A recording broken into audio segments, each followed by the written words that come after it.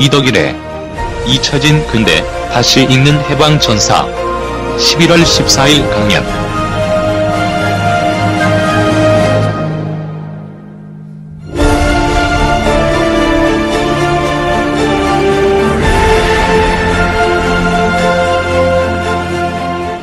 강연 바로 시작하겠고요. 항상 이 자리에서도 선생님을 어떻게 소개해 줄까 굉장히 사실은 여러 가지 미사오구들을 생각해 봤는데 사실은 가장 핵심적인 얘기 같아요. 젊은이들하고 소통하는 정말 이 시대의 역사학자라는 표현이 가장 정확하고 선생님을 소개할 수 있는 가장 명징한 단어가 아닐까 생각합니다. 이 시대 역사학자 이덕일 선생님을 커다란 박수로 모시겠습니다. 네, 반갑습니다. 제가 이 환호 받는 데는 별로 익숙하지 않은데 환호해 주시니까 고맙습니다.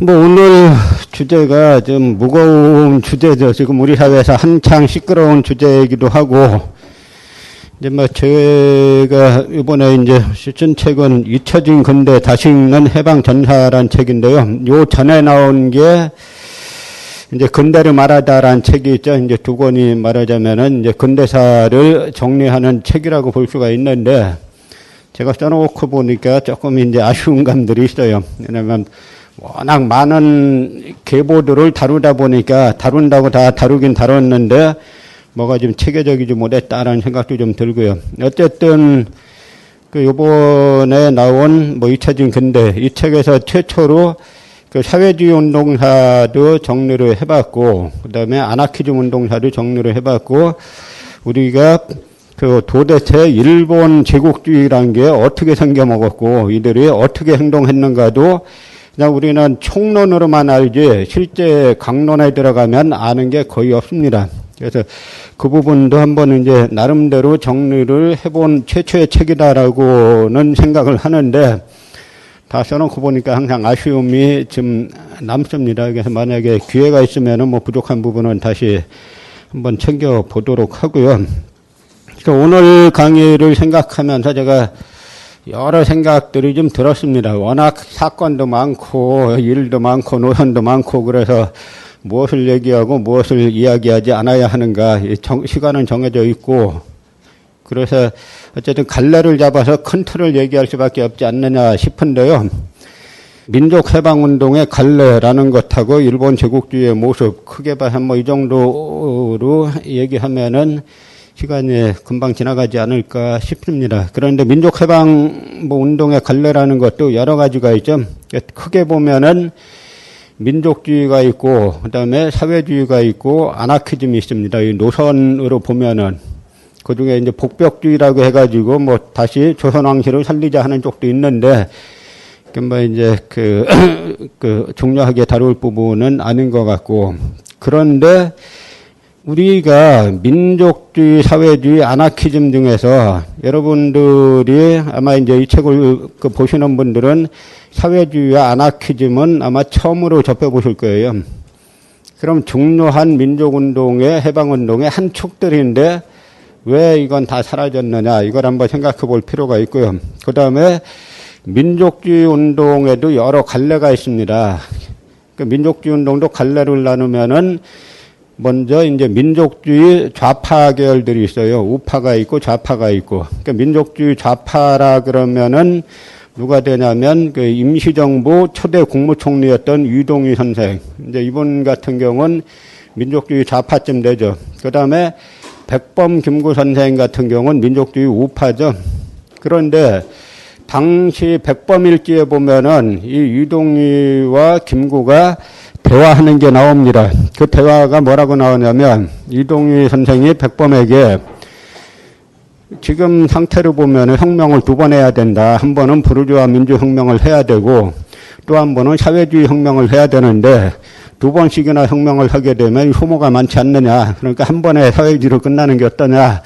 라고 이동희 선생이 말하니까 백범 김구 선생이 그 사회주의 혁명을 하는데, 바깥에 지령을 안 받고 할 수 있느냐, 코민테른의 지령을 안 받고 할 수 있느냐 해서 배척했다 그러죠. 코민테른은 제3국제공산당을 말하는 거죠. 코뮤니스트 인터내셔널, 그러니까 제3국제공산당인데, 이 사례에서 우리가 알 수 있는 건 뭐냐면 백범 김구는 민족주의 우파입니다. 그런데 백범 김구는 지금 한국 사회 우파들 사이에서 한국 사회에 우파도 좋은 우파가 있고 안 좋은 우파가 있는데 이 한국 사회에 이제 안 좋은 우파들 쪽에서 백범을 어떻게 대접하냐 이겁니다. 일례로 우리 5만 원권 이 화폐 인물이 나왔을 때 백범이 거의 될 뻔하다 탈락하죠. 그러면 민족 우리가 지금 현재 우리나라 이 막 시끄러운 문제가 자꾸 좌우 문제인 것처럼 이야기하는데 제가 볼 땐 좌우 문제가 아니에요. 왜냐 이거는 우파와 매국 세력의 문제입니다. 어떻게 보면은 대한민국 우파가 누구예요? 제가 계보 중에 민족주의가 여러 개 있는데 그 중에 민족주의 좌파는 이동이고 말할 것도 없이 사라졌죠. 민족주의 우파 백범도 사라졌습니다. 안창호도 다 마찬가지죠. 그럼 남아있는 도대체 민족주의란 게 뭐냐? 또 민족주의 세력이 뭐가 있냐면 비타협적 민족주의 세력이 있었어요. 국내에서 활동한 사람들 중에. 아까 백범이나 이동희는 다 해외에서 활동한 사람들이고 국내에서 활동한 사람들 중에 비타협적 민족주의 세력이 있습니다. 바로 이 세력하고 사회주의 세력하고 조선공산당 세력하고 손잡고 만든 민족 단일당이 민족통일전선이 신간회예요. 그런데 이 신간회 1927년에 신간회를 만들 때 강령이 세 가지가 있는데 그 중에 하나는 뭐 정치적, 경제적 각성을 촉구함이고 세 번째가 우리는 일체의 기회주의를 배격함 이렇게 되어 있습니다. 여기에서 말하는 기회주의가 뭐냐면 바로 민족 개량주의를 뜻하는 겁니다. 민족 개량주의가 뭐냐면 1924년도에 그 동아일보에서 신년에 연속 사설로 그 이광수가 춘원 이광수가 민족적 경륜이라는 글을 써요. 연속 사설을. 그 글에서 뭐냐면 그 글의 주장이 뭐냐면 우리는 일본의 국법이 허용하는 한에서 활동해야 된다. 그러니까 난리가 났죠. 일본 국법이 허용하는 한에서 활동하자. 그 무슨 이야기예요? 독립하지 말자 하는 이야기죠. 그런데 작년인가 이광수라는 사람이 보니까 이 경성제대 법문학부에 잠시 다닌 뭐 기록이 있었습니다. 그러니까 그걸 보고 어디에서 우리 동창회 명부에 넣겠다라고 그 바로 이제 한 적이 있었는데요.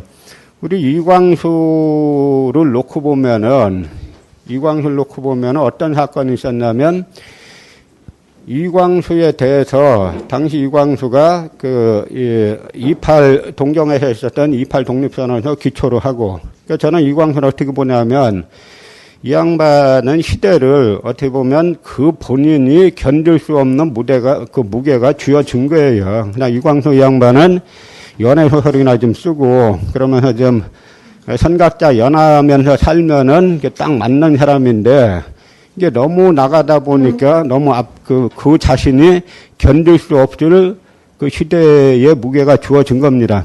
그러니까 이광수가 상해에 망명해가지고 이제 독립신문 이제 주필을 할 때 그때 조선총독부에서 허영숙이 누구냐면 그 이광수가 원래 부인이 있었고 그다음에 이 허영숙을 보내는데 이 허영숙이 상해에 나타날 때부터 총독부에서 보냈다라는 말이 파다했습니다. 근데 이 허영숙은 당시 경성여의전을 나온 의사예요. 20년대 초반에. 요즘도 여의사 하면은 신분이 그 위쪽에 속하는데 1920년대 초에 1920년 정도에 여의사면 어떻게 했어요? 그러니까 이광수가 허영숙을 만나서 이제 귀국하겠다라고 하니까 조산안창호 선생이 너는 가면은 반드시 변절하게 돼 있다 가지 말아라. 그러니까 만약 이광수가 가지 않고 허영숙이 총독부에서 보낸 사람이 아니고 조산안창호가 이야기한 대로 그냥 상해에서 병원 차려가지고 그 돈 가지고 독립운동이나 됐으면은 그러고 살았으면 아주 이제 좋았을 텐데 본인이 허영숙하고 귀국을 하죠. 그런데 그 전에 당시 이제 우리는 그 참의부, 이 3부가 있습니다. 이 상해 임시정부는 외교 독립론을 주로 한대고, 거기에 반발해가지고, 만주에 무장독립 투쟁을 주장하는 민족주의 세력이 있는데, 이것이 이제 참의부, 정의부, 신문부 이렇게 나누어지죠. 뭐 시간이 되면 또 말씀드리겠습니다만, 이 참의부 참의장을 하셨던 김승학 선생이란 분이 계신데, 시산 김승학 선생이란 분이 계신데, 이분의 자서전을 보면, 이분이 약간 대종교 쪽 계통이라 이제 그쪽 자금을 가지고 상해를 갑니다. 상해에 왜 가냐면 무기 사러 가는 거예요. 이번 독립운동사가 공부해 보면 재밌습니다. 만주에서 무장투쟁 하려고 하는데 총 들고 싸우려고 하는데 총이 있어 싸우잖아요. 그 총을 어떻게 구해야 되겠어요? 그러니까 총을 구하는 여러 방법들이 있는데 그 일종의 하나가 예를 들어서 이제 그 블라디보스토크 극동 지역에 러시아 혁명이 성공하고 나서 이걸 막기 위해서 1917년에 혁명이 성공하니까 1918년 막 이 무렵에 이 백위군이 적위군과 백위군이 싸우게 되는데 이 백위군 중에 하나가 누구냐면은 체코군이 있어요. 당시 1차 세계대전에 참전을 했다가 1차 세계대전이 끝나면서 이 백위군이 짜르하고 손잡고 러시아 황제하고 손잡고 백위군 쪽에 붙어가지고 적위군하고 싸우죠. 그러다 초기에는 백위군이 이기다가 결국은 나중에 이제 그 볼셰비키 쪽이 승리를 하게 되는데 이때 이 체코군이 놓고 간 무기들이 있어요. 주로 미국 웨스팅하우스사에서 만든 그런 무기들인데 이제 이런 무기들이 여기저기 집단으로 흘러다니는 걸 잡는 겁니다.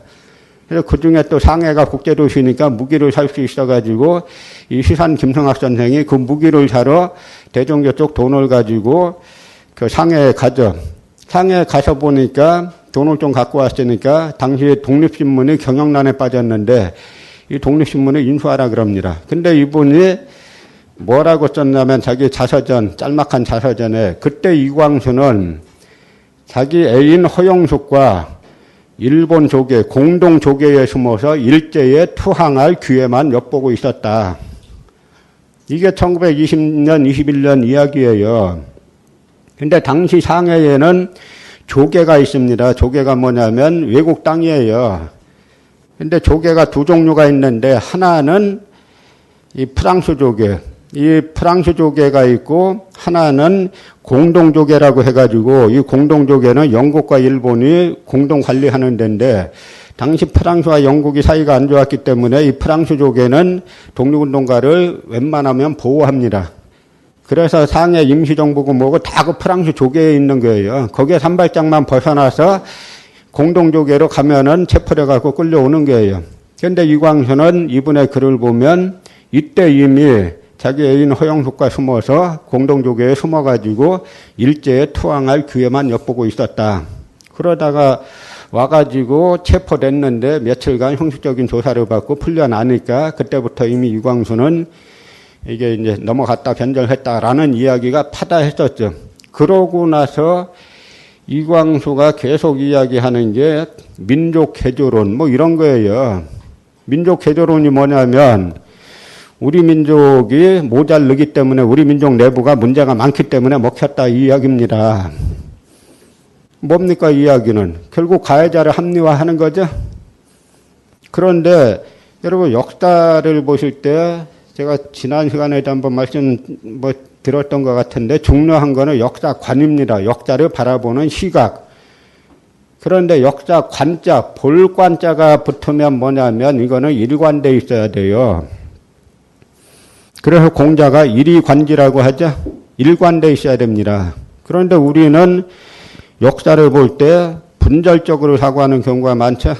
그러니까 근현대는 대단히 진보적으로 해석하는 사람들이 200년만 거꾸로 가면은 아주 극수구식으로 해석을 하죠.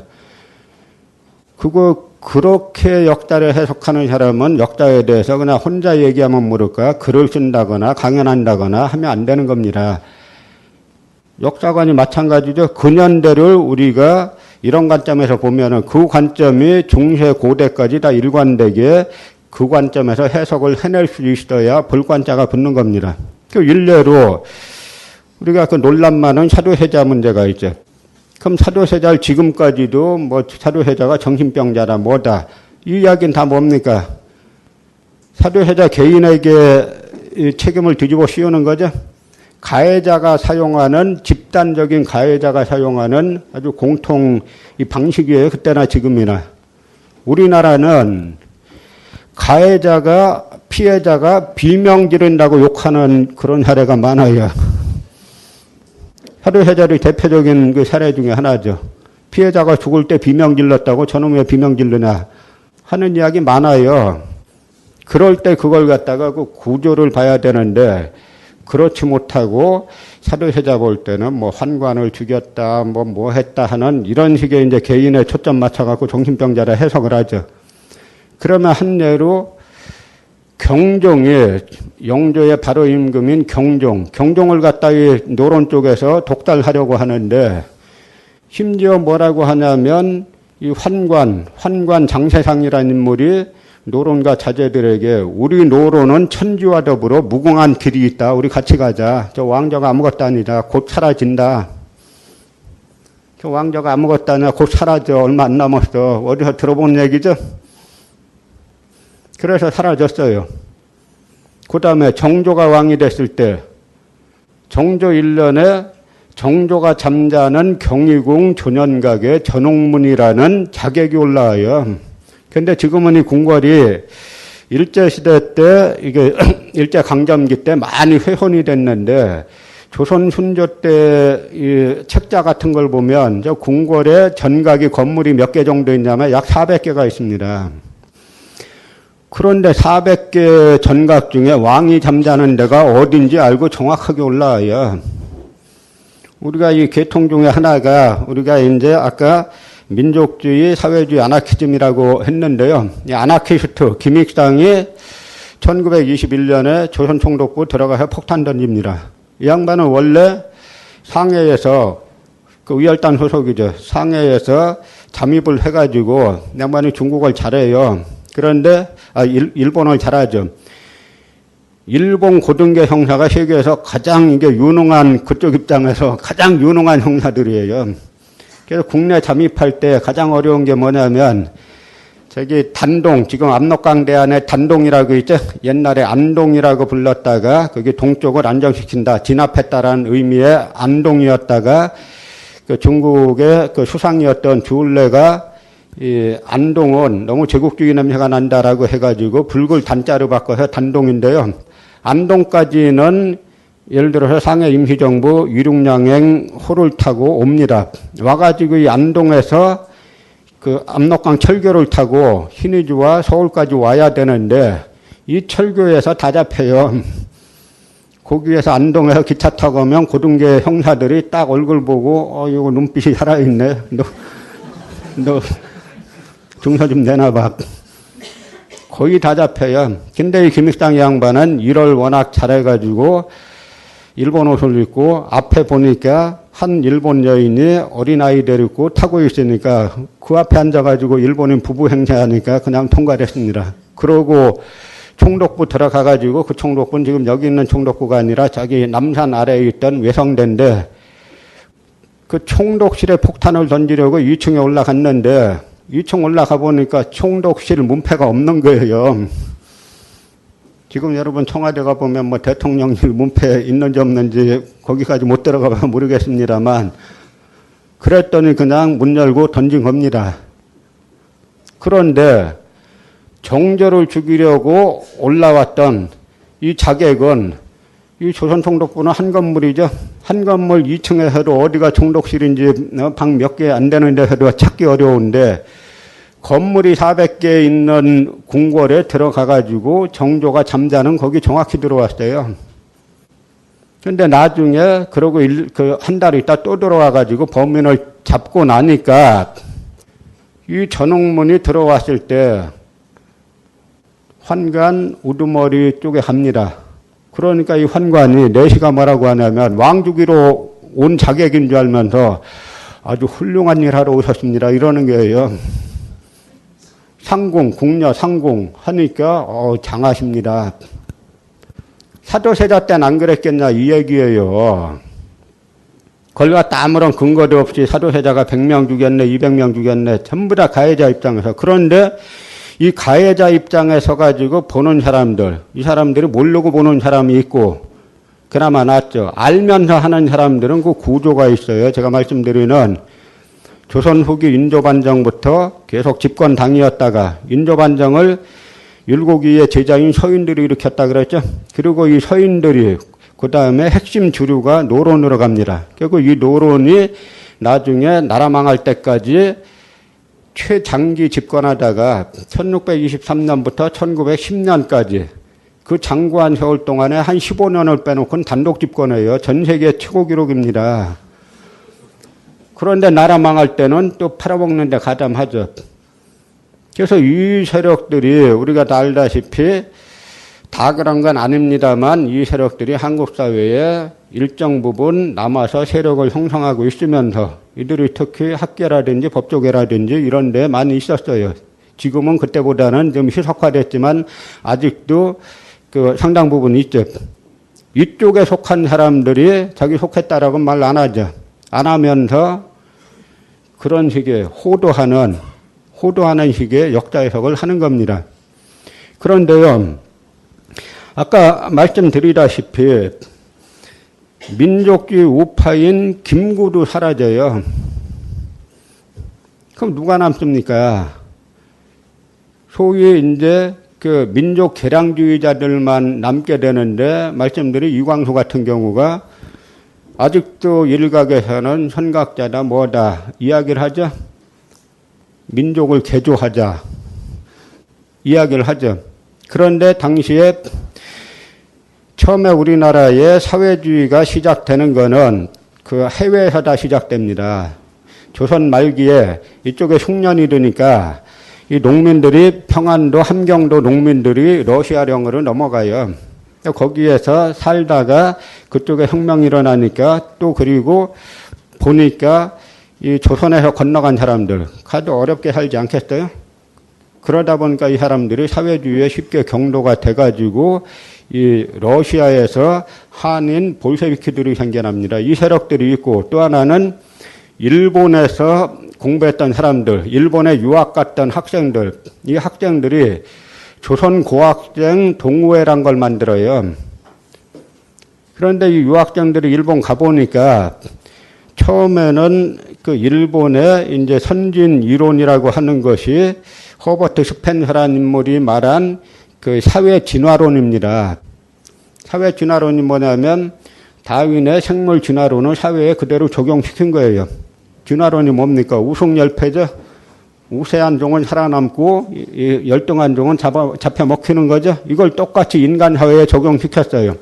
그러니까 유학생들이 이 이론을 배우다 보니까 어떻게 됩니까? 아니 일본이 우리 먹었다는 거 이게 사회 진화 법칙에 맞다는 이야기 아니냐? 그래갖고 돌아서게 되는 거죠. 근데 이 허버트의 이론이 나중엔 나치즘에까지 사용이 돼요. 이게 유럽의 말하자면 구구파 사상가인데 나중에 나치들이 자기네 이 아리안족의 우수성을 강변을 하고 유태인을 청산하는 그런 이 원리로 이용이 됩니다. 그래서 이런 구구 쪽 사상가들, 국자도 마찬가지입니다만 이 사람들은 상당히 경계해야 돼요. 우리가 병균을 보듯이 봐야 됩니다. 전염병 보듯이. 실제 그런 사상이 나치즘에 원형돼가지고 인종 청소를 하지 않습니까? 민족 청소를. 그래서 유럽 같은 데서 딴 뭐 자유민주주의나 사회민주주의 국가들임에도 불구하고 여기에서 나치즘을 찬양하면 감옥에 가두잖아요. 그게 맞습니까? 안 맞습니까? 우리 사회도 마찬가지로 일본 공국주의를 찬양하는 사람들 감옥에 가둬야 되겠어요? 안 가둬야 되겠어요? 우리가 헌법에 우리는 독립운동에 그 기초해가지고 나라가 설립됐다라고 하면 프랑스와 다를 게 뭐가 있습니까? 프랑스가 레지스탕스의 활동에 기반이 돼가지고 나라 세웠다라고 말하죠. 그 자기네 프랑스의 건국 정신에서 그 나치 처벌법이 나오는 거예요. 그럼 우리는 그렇게 하면 안 됩니까? 그런 이야기하면 막 이상하다 그러죠. 그런데요. 그러니까 우리는 민족주의 중에서도 이 비타협적 민족주의, 그 다음에 민족주의 좌파, 민족주의 우파도 다 사라졌어요. 남아있는 민족주의가 뭐냐 이겁니다. 그래서 한국 사회가 뭐가 정상적인 대화가 잘 안 돼요. 원래는 프랑스 같이, 프랑스는 이 우파 레지스탕스 활동을 했던 드골 계열이 말하자면 이제 우파 그 자유민주주의 정당을 만들고 좌파 레지스탕스 활동을 했던 사람들이 사회민주당, 사회당 이런 걸 만들죠. 그러니까 거기는 뭐 똘레랑시다. 그 다음에 공존이 가능한 겁니다. 그게 정상이죠. 근데 그 비정상, 우리 사회가 현재 비정상인 그 뿌리가 다 역사에 있다는 이야기입니다.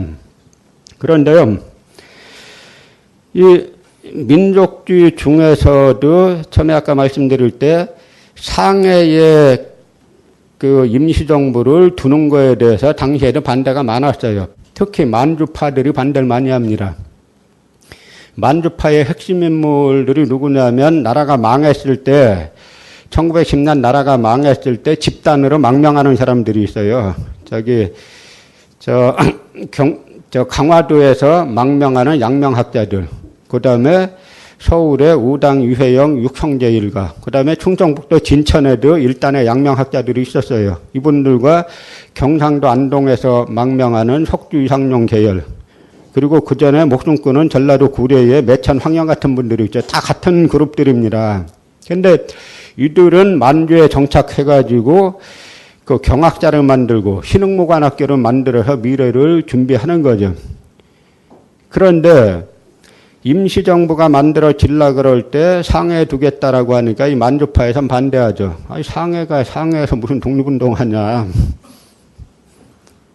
독립운동을 하려면 자고로 이 만주나 이 연해주나 이쪽에서 무장투쟁을 해야 될 거 아니냐 이야기입니다. 어쨌든 그래서 이제 임시정부 이쪽에서 타협을 한 게 임시정부 소재지는 상해에 두고 그다음에 만주 지역에 무장 군부를 두겠다라는 식으로 합의가 돼가지고 임시정부가 만들어지면서 우파 민족주의자인 이승만을 대통령으로 추대하고 그다음에 아까 말씀드린 그 민족주의 좌파인 이동일을 국무총리로 추대해가지고 좌우 연합정부로 만든 게 사실은 임시정부입니다. 그런데요, 1922년쯤에 어떤 일이 있냐면, 그, 일본의 다나카 기이치 대장이라는 인물이 있어요. 일본 군부의 실세인데, 나중에 일본 수상까지 하다가, 1936년 2.16 사건에 젊은 영관급 장교들이 쿠데타 일으킬 때, 그 쿠데타군에게 이제 아주 난도질 당해서 죽게 되는데, 그런 쿠데타는 일면에 또 좋은 측면도 있죠. 이 조선 총독도 했습니다. 이 인물이. 그런데 이 다나카가 상해에 1922년에 상해 3월 달에 상해에 온다고 보도가 나왔어요. 그러니까 아나키즘계의 이런 의열단에서 이거 우리 환영행사 해야 되지 않나. 그래서 김원봉이 불러 모으죠, 사람들을. 김원봉이 사람들 의열단원으로 불러 모으니까 서로 하겠다고 싸우는 겁니다. 그 중에 그 전에에 아까 말씀드린 조선총독부에 폭탄을 던진 김익상이 있어요.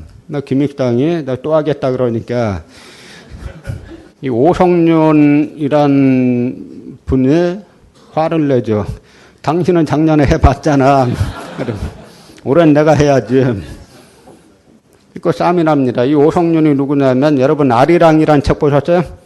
아리랑에 보면은 그 유명한 이 저격수로 나오는 인물이 바로 이제 오성윤인데, 이 오성윤이 나중에는 만주에 가가지고 조국광복회를 만드는 인물이 오성윤이에요. 북한은 김일성이 만들었다라고 다 역사 조작을 해놨는데, 이 오성윤이 나중에 만주 가가지고 조국광복회를 만드는 인물입니다.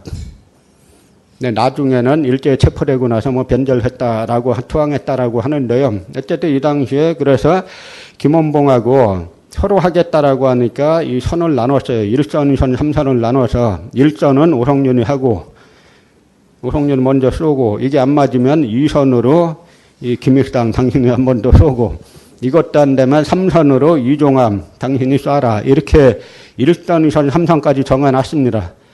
그래서 다나카 기이치가 당시 일본의 실제인 육군 대장이 오니까 상해 황포탄, 상해가 보시면 그 황포탄이란 곳이 있는데요. 항구가 있는데 그 항구가 상해에서도 가장 이제 번화한 그런 항구죠. 여기에 다나카 기이치가 나타나니까 오송윤이 저격했어요. 근데 나중에 박태원이 뭐 의열단 책을 보면은 그 양반이 약간 소설가라 드라마틱하게 그려서 그랬는지 몰라도 총알이 날라오는 순간에 이 다나카가 뭐 머리를 숙였다는 거죠. 그래갖고 이 군무 이 모자책만 건드리고 안 맞았습니다. 대신 옆에 있던 미국 여인이 총에 맞았죠. 그 2번으로 또 김익상이 쐈는데 또 안 맞았죠. 3번으로 이 이종함이 그 폭탄을 던졌는데 옛날 폭탄들은 불발탄이 많아요. 왜냐하면 다 사제 폭탄들이라 그래요. 여러분 지금 폭탄 만들려 그러면 그 쉽지 않잖아요. 이게 폭탄이 자기한테 터지면 안 되고 저쪽 던졌을 때 터져야 되지 않습니까? 만들기 어려운 겁니다. 나중에 윤봉길 의사가 던진 폭탄은 잘 터진 게 이게 중국 군부 쪽에서 나온 거예요. 당시 김홍일 장군이 중국 군부에 간부로 있었는데 그래서 김홍일 장군이 군부에서 사용하는 폭탄을 줬으니까 이건 잘 터진 겁니다. 그런데 이 사제 폭탄이다 보니까 잘 안 터지죠. 그래서 체포가 됐는데 또 체포되고 나서도 이 김익당이란 이분은 같은 감옥에 일본 영사관 끌려가면 말이 영사관이지 일본 영사관 경찰은 아주 고등계 아주 고문에 능한 인물들이에요. 일제시대 독립운동 하다가 한번 끌려가면 당하는 고문이 어느 정도냐면 가장 기초적인 고문이 이 대나무로 만든 그걸로 손톱밑을 쑤시는 게 가장 기초 일본 고문입니다. 대개 그 당시에 보면은 한번 그 예를 들어서 조선공산당이 1925년 4월 달에 만들어졌다가 이제 12월 이때쯤에 11월 12월 이때쯤에 발각돼서 체포가 되는데 그러고 나서는 공판이 공개되는 거는 27년도에 공개가 돼요. 1년 반 있다가 1년 반 동안에 엄청난 고문을 당하는 겁니다. 그래서 박헌영이 1년 반 있다 공판에서 보니까 안 보이는 사람들이 있어요. 중간에 고문받다 죽은 겁니다. 그러니까 박헌영이 때부터 막 이 박형병 동지 어디 있느냐 막 난리 치면서 나중에 심지어 막 자기 옥에다가 자기 똥을 바르고 막 이런 식으로 정신병자 행세를 해가지고 겨우 이제 석방된 다음에 나중에 소련으로 러시아로 사라지는 거죠. 그 정도로 이제 일본의 당시 고문이라는 거는 일본 고등계의 고문이라는 거는 이 상상을 초월하는 겁니다. 그런데 이 김익당이란 이분이 감옥에 갇혀가지고 영사관 감옥에 갇혀가지고 보니까 옆에 일본인이 하나 있는데 일본말 잘한다 그랬죠. 일본인을 이렇게 좀 새겨가지고 그 일본인 죄수의 부인으로 하여금 쇠톱을 조그만 거 하나 반입하게 해가지고 그걸로 그 창살을 자르고 도망갔어요. 그러니까 난리가 났겠죠. 보니까 딴 인물도 아니고 작년에 총독부에 폭탄 던진 인물인데 또 다나카 쐈다가 또 체포했는데 사라졌으니까 난리가 났겠죠. 그런데 이 사건이 있고 나니까 뭐냐면 상해에 있는 외교 독립론자들이 의열단은 비난하고 나오는 겁니다. 우리는 그런 테러에 반대한다. 그런데 저희같이 이런 독립운동사 공부하는 사람들은 테러란 말을 안 써요. 한국 독립운동에 이거는 직접 행동이라고 표현합니다. 그런데 차이가 있어요. 알카에다하고는 차이가 있습니다. 알카에다 뭡니까? 무차별로 던지죠? 재수 없으면 자기가 알카에다 지지하는 사람인데도 거기 죽을 수가 있죠? 그런데 우리나라 독립운동은 절대 그렇게 안 합니다. 7가살이 있어요. 죽여도 좋은 7가지 존재들 해가지고 일본 천황과 왕족들, 조선 총독과 간부들, 일제 밀정들, 그 다음에 이 식민통치기구에 종사하는 자들 다 죽여도 마땅한 7대상을 정해놓고 하는 거예요. 그래서 유명한 아나키스트 직접 행동가 중에 구파 백정기란 분이 있는데 이분은 일본군 장군을 죽이려고 하는데 이 차에다가 폭탄을 던지려고 하는데 저 운전수는 안 죽일 방법이 없느냐 그거 고민하는 사람이에요. 그때 보면 문제가 조금 있어 보이죠. 그만큼 정신적인 도덕적인 그 경지가 높았다는 이야기입니다. 그리고 도산한창호 선생 같은 경우는 우열당과 직접 관계가 없음에도 불구하고 이 사건이 벌어지니까 미국에서 미국 교민들이 보내주는 그 성금을 가지고 그 병실의 병원에 찾아가 가지고 위로금을 전달해요. 가서 그 신혼여행 온 그 부부인데 그 남편 입장에서 보면은 이게 신혼여행 상해로 왔다가 그 부인이 죽었지 않습니까? 만나 가지고 위로금을 전달하면서 우리는 원래 그런 게 아니고 그 옆에 일본군 우리를 점령한 일본 대장을 찌르고 했는데 잘못됐습니다. 라고 하니까 뭐 박태원 씨의 소설 보면 오히려 그 격려해줬다. 그 남편이 이제 그렇게 나와 있는데 뭐 그 사실 여부까지는 잘 모르겠고요. 어쨌든 뭡니까? 대단히 높은 정신적인 우위에 있는 거죠. 이게 중요한 부분이에요. 그런데 이 일부 상해 임시정부의 외교 독립 논자들이 우열단은 비난하고 나오니까 외국 신문하고 우리하고는 관계없다.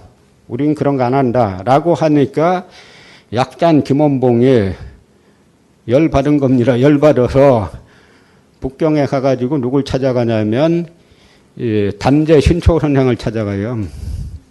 아, 선생님. 우리는 목숨 걸고 총 들고 폭탄 던지는데 저것들은 말로만 하지 않습니까? 근데 오히려 우리를 갖다가 비난하다니 이게 말이 됩니까? 우리 억울해서 못 살겠으니까 우리의 주의주장을 담은 선언문을 써주세요. 그렇게 해서 나온 게 그 유명한 조선혁명선언. 이 조선혁명선언을 의열단 선언문이라고 부르는 이유가 여기에 있는 겁니다. 이 조선혁명선언에서 외교 독립론자 엄청 욕하죠. 너희들이 수많은 탄원서나 외국 공간에 던지고 우리 국력이 약함을 아주 읍소하고 호소하고 해봐갖고 된 게 뭐가 있느냐 이야기죠. 그 다음에 민족 개량주의에서 주로 이야기하는 실력 양성론. 실력 양성론을 이광수 계열 이쪽에서 이야기했을 때 당시 국내파 자생적 사회주의자의 대표 인물로 김사국이라는 인물이 있어요. 지금은 다 아는 분 거의 없지만 일제시대 1920년대 한국의 사회운동을 주도한 인물입니다.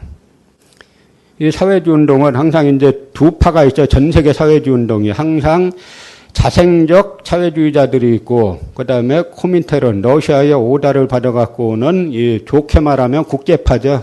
이쪽이 자생적 사회주의자들은 좋게 말하면 국내파고, 저쪽은 좋게 말하면 해외파는 이 국제파인데, 전 세계 사회주의 운동사를 보면은 대부분 국제파가 이겨요. 사회주의 운동사에서.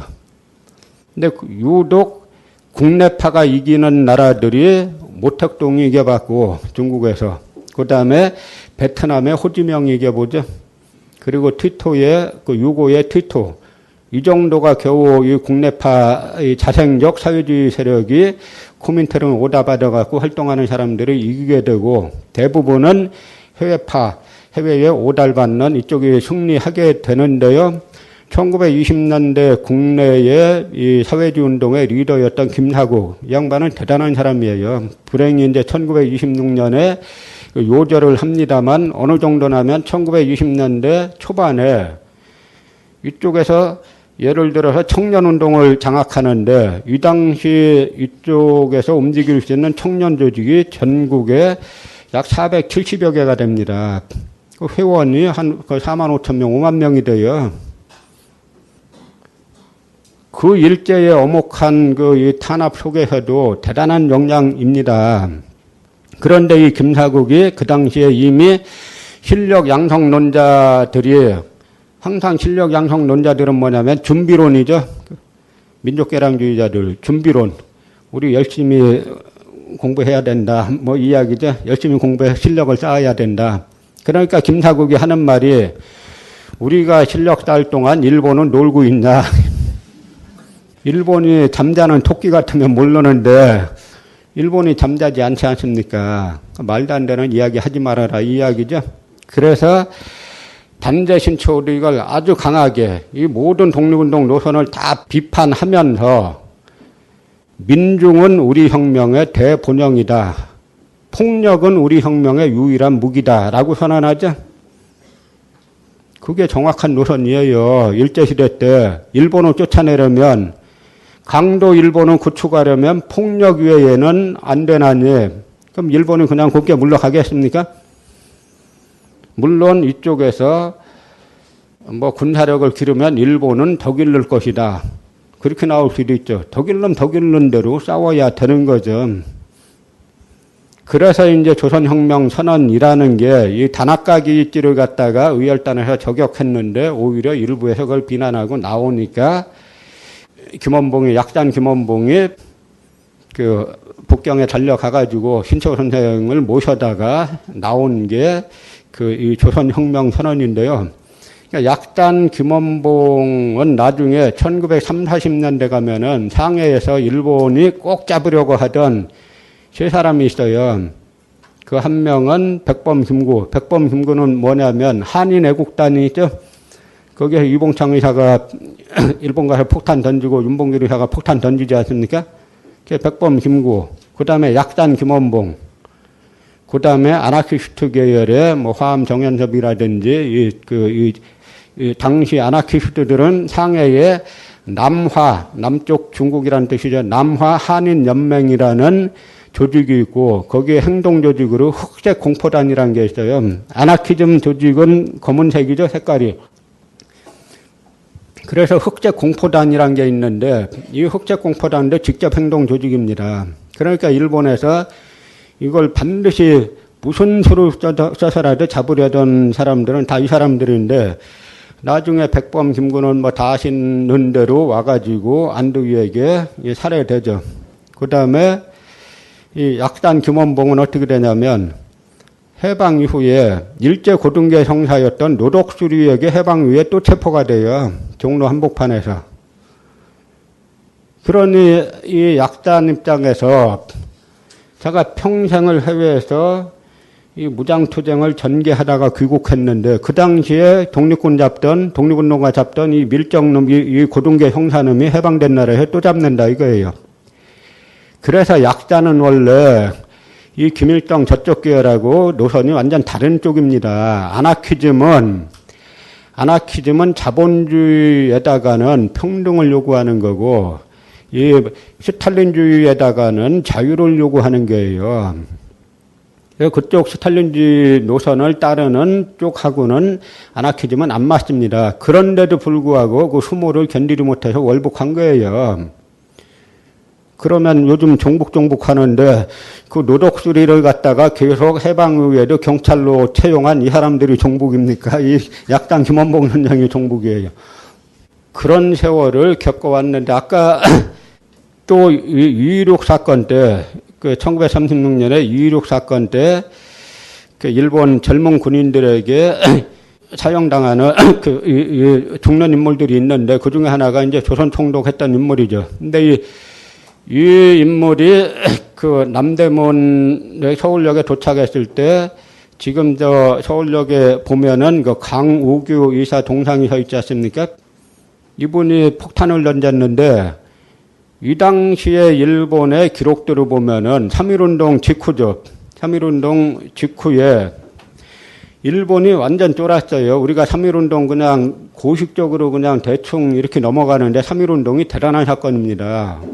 먼저 왜 대단하냐면 3.1운동의 주도 세력들을 보세요. 민족대표 33인. 나중에 많은 사람들이 변절합니다만 그건 나중 이야기고 그 1919년 상황에 보면은 양반 출신이 하나도 없어요. 아까 말씀드린 대로 양반 출신들은 다 팔아먹는데 가담했죠. 일본이 그 76명에 달하는 그들에게만 이 수작자들에게만 귀족의 저기를 받은 사람에게만 돈을 준 게 아니에요. 전국 각계 양반에게 다 돈을 줬어요. 저는 우리나라 역사 공부할 때 뭐라고 하냐면 우리 조상 이야기하면 여러분도 조상 이 족보 이야기할 때 이게 양반 아닌 사람 여기 있어요? 100%다 양반의 후예죠? 그만둔 노비들은 다 어디 갔나? 이게 우리 역사 인식을 그릇되게 인식시키고 우리가 투표할 때 잘못되게 투표하게 되는 주범 중에 하나가 이 잘못된 양반의식이에요. 여기 실제 조선의 양반 숫자는 진짜 양반, 이 숫자는 3%에서 5%밖에 안 돼요. 여기 전체 몇 분이나 있을 것 같아요. 한 줄도 안 돼요, 여기.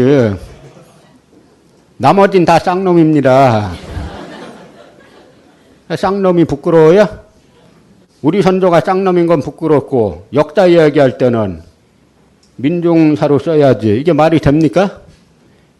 바로 이것 때문에 근현대사는 진보로 보는 척하면서 200년만 가면은 극수구인 노론을 지지하고 사도세자를 비난하고 하는 게 바로 그 허위적인 양반 의식에서 나오는 거예요. 100% 다 양반 후예라 그러죠? 그만둔 노비 쌍놈들은 다 어디 갔어요? 그런데 또 뭐라고 하냐면 싸울 때 이 양반아 그럼 뭐라 그래요? 왜 욕했냐고 막 그러죠? 정글에서 양반이란 말이 이 양반아가 언제 욕으로 전환됐을까? 역사 공부가 재밌는 겁니다. 저는 우리나라 지역감정, 이 역사도 제가 언제 시작됐을까? 제가 10년 이상 나름 그것만 공부하는 건 아니니까 사료 보다가 그런 거 있으면 찾아내는데요.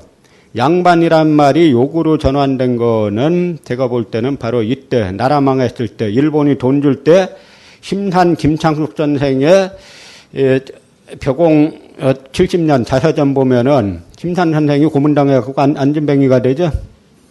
나중에 해방 이후에는 이승만 정권하고 맞서 싸우는 생존 독립운동 3거두가 있어요. 아까 말씀드린 그 희산 김성학 선생이라는 분, 참의부 참회장 했던 이분과 그 다음에 이 심산 김창숙 선생과 그 다음에 임정 의정원 부의장 했던 오산 이강 선생과 이런 이 3거두가 이승만 정권에 맞서 싸우는 민족, 진짜 민족운동 이쪽의 정통 쪽 이제 분들인데요. 심산 김창숙 선생의 자서전을 보면은 이 당시에 일본에서 돈 주니까 양반들이 기뻐서 춤추고 날뛰었다 그런 기록이 나와요. 그래갖고 자기가 침 뱉고 욕해줬다. 그랬더니 사람들이 다 자기 보고 미쳤다 그랬다. 항상 주류하고 다른 이야기하면은 쟤 미쳐서 그러죠. 저는 이때를 기점으로 이 양반이 욕으로 전환된 게 아니냐. 그렇죠. 일반 민중들이 볼 때 저 양반이라고 아주 폼 잡고 살다가 나라가 망했는데 일본에서 돈 몇 푼 주니까 그거 받고 휘휘낙낙하고 있으면 속으로 별로 좋은 느낌 안 들겠죠? 제가 또 하나 지역 감정은 언제부터 있었느냐 이렇게 제가 몇 개 사료를 더 찾아내야 되는데요. 보니까 일본에서 우리나라를 최종 점령하기 전에 1908년, 1909년 이 무렵에 남한 대토벌을 해요. 남한 대토벌. 그런데 말이 남한 대토벌이지 사실은 작전 명령서 계획서로 보면 호남 대토벌입니다. 예전 이때가 기점이 아니냐. 그때 가장 강력하게 싸웠던 쪽이 의병운동도 가장 강력하게 싸웠던 쪽이 호남인데 그 작전 명령서 쭉 보니까 이게 말만 남한 대토벌이지 물론 경상도, 충청도, 강원도 다 하긴 하는데 거기 작전 명령서에 기록이 돼 있어요. 호남이 주력이다라고 해가지고 저는 이때부터가 바로 이 지역 감정의 역사가 그 이전까지 조선엔 있지 않았어요. 오히려 물론 일반 민중들 없었고 이 지배층으로 따지면은 오히려 지배층 쪽에서는 이 충청도, 전라도 이쪽은 오히려 노론이 강한 지역이었지. 그렇게 오히려 그 조선시대 따지면 영남 지역에 있던 남인들이 수혜받던 이 지배층으로 치면 그런 지역이었지 지역 감정이 있던 데가 아닙니다. 그래서 저는 이때 바로 1908년, 1909년에 남한 대토벌, 사실은 전라도 대토벌이죠. 이때부터 이 지역 감정이 시작된 게 아니냐라고 하는데 이걸 갖다가 뭐 책으로 쓰고 하려면은 말로는 좀 해도 괜찮은데 책으로 쓰려면은 사료를 몇 개 더 이제 찾아가지고 하나의 논을 이제 만들어야 되겠죠.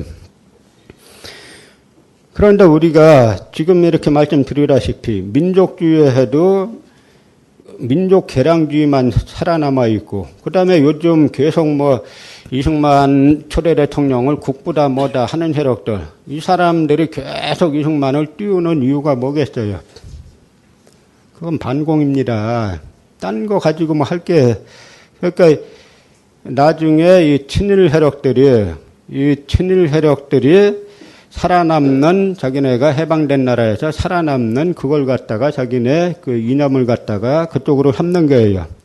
물론 그렇지 않고 이북에서 예를 들어서 아까 말씀드린 희산 김성학 전생 같은 경우 1910년에 망명해서 일제시대 때 감옥도 살다가 그 다음에 이 참의부 독립군 대장도 했다가 그 다음에 나라 되찾을 때까지 해외에서 독립운동을 전개한 분인데, 이분이 나중에 저 평안도 의주 분이에요. 근데 나중에는 어떻게 월남하냐면 전역 짓는 것처럼 불을 피워놓고 전 가족이 몰래 월남합니다. 그러니까 우리가 사회주의 운동사를 볼 때 이 사회주의 운동사는 남쪽에 해도 북쪽에 해도 다 지워졌어요. 잊혀진 근대라고 이름을 붙였죠. 사실은 지워진 근대라고 해야 이름이 더 정확한 겁니다. 일제하 사회주의 운동사, 조선공산주의 운동사, 국내에서 활동했던 조선공산주의 운동사가 대단히 치열한 운동이에요. 우리는 예를 들어서 60만세 운동, 그냥 일어난 걸로 이야기하죠. 60만세 운동은 다 조선공산당이 주도한 거예요. 조선공산당이 1차 당의 당수는 이 김재봉이라는, 저 출신은 경상도 출신인데 이 코민테른에서 파견 와가지고 당을 만들게 되죠. 그러니까 이 아까 말씀드린 김사국, 이제 이 김사국은 국내파 자생적인 사회주의 세력의 대표인데, 정상적인 상태면은 이 김사국 계열에서 만든 당이 코민테른 이 집으로, 한국 조선 집으로 승인을 받아야 되는데, 이쪽의 사회운동을 다 주도하고 나서 고려공산 동맹이라는 걸 만들어 갖고 코민테른에 승인해달라고 하니까 코민테른에서 노하는 겁니다. 왜냐? 자기네 밀사 중심으로 하겠다는 거예요. 그래서 우리가 사회주의 운동사 볼 때도 단재 신초호 선생이 이 조선은 공자가 들어오면 조선의 공자가 못 되고 공자의 조선이 되고, 막스가 조선에 들어오면은 조선의 막스가 못 되고 막스의 조선이 되느냐라고 하면서 이 사대주의성을 아주 심하게 아주 이제 한탄을 하죠. 마찬가지입니다. 이 국내 그 공산주의 운동 이 책에 조금 뭐 정리를 했습니다만, 보시면은 이 국내 사회 운동을 주도한 김사국 계열이 당을 못 만들었는데 승인을 안 해주고, 코민테른 파견원들이 주도해서 당을 만들어요. 그러나 1차 당이 붕괴되고 2차 당 강다령이 책임비서로 있을 때, 그때 60만세 운동을 주도하는데요. 그런데 그 전에 사건이 하나 생겨가지고 6월 4일부터 조선공산당 이 간부들에 대한 대대적인 검거작전이 시작됐습니다. 6월 4일부터요. 그런데 6월 10일 날 일으키는 거예요. 그 주도하는 인물들은 당시 조선공산당 산하에 항상 당이 있고 청년 조직이 있는데, 고려공산 청년동맹 권오설이라는 인물이 있습니다. 경상도 안동 출신인데요. 이 인물이 주도해가지고 당시 대학 내에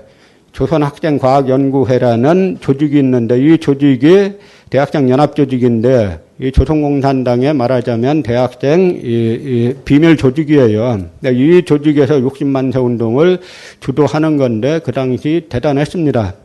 마지막 순종의 장례가 나갈 때 예를 들어서 연희 전문 학교는 어디서 어디까지 맞고, 보성 전문은 어디서 어디까지 맞고, 그 다음에 중앙고보 학생들은 어디까지 맞고, 또 중동고는 어디까지 맞고, 다 구역을 나눠가지고 학렬이 올 때마다 삐라 뿌리고 만세 부르고 난리 쳤어요. 그래서 일본 기마대하고 무수히, 일본 경찰 기마대하고 무수히 부딪혔습니다.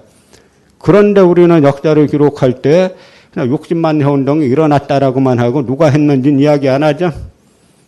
또 북한에서는 조선공산주의 운동사 이야기하면 종파주의라고 격렬하게 비난해요.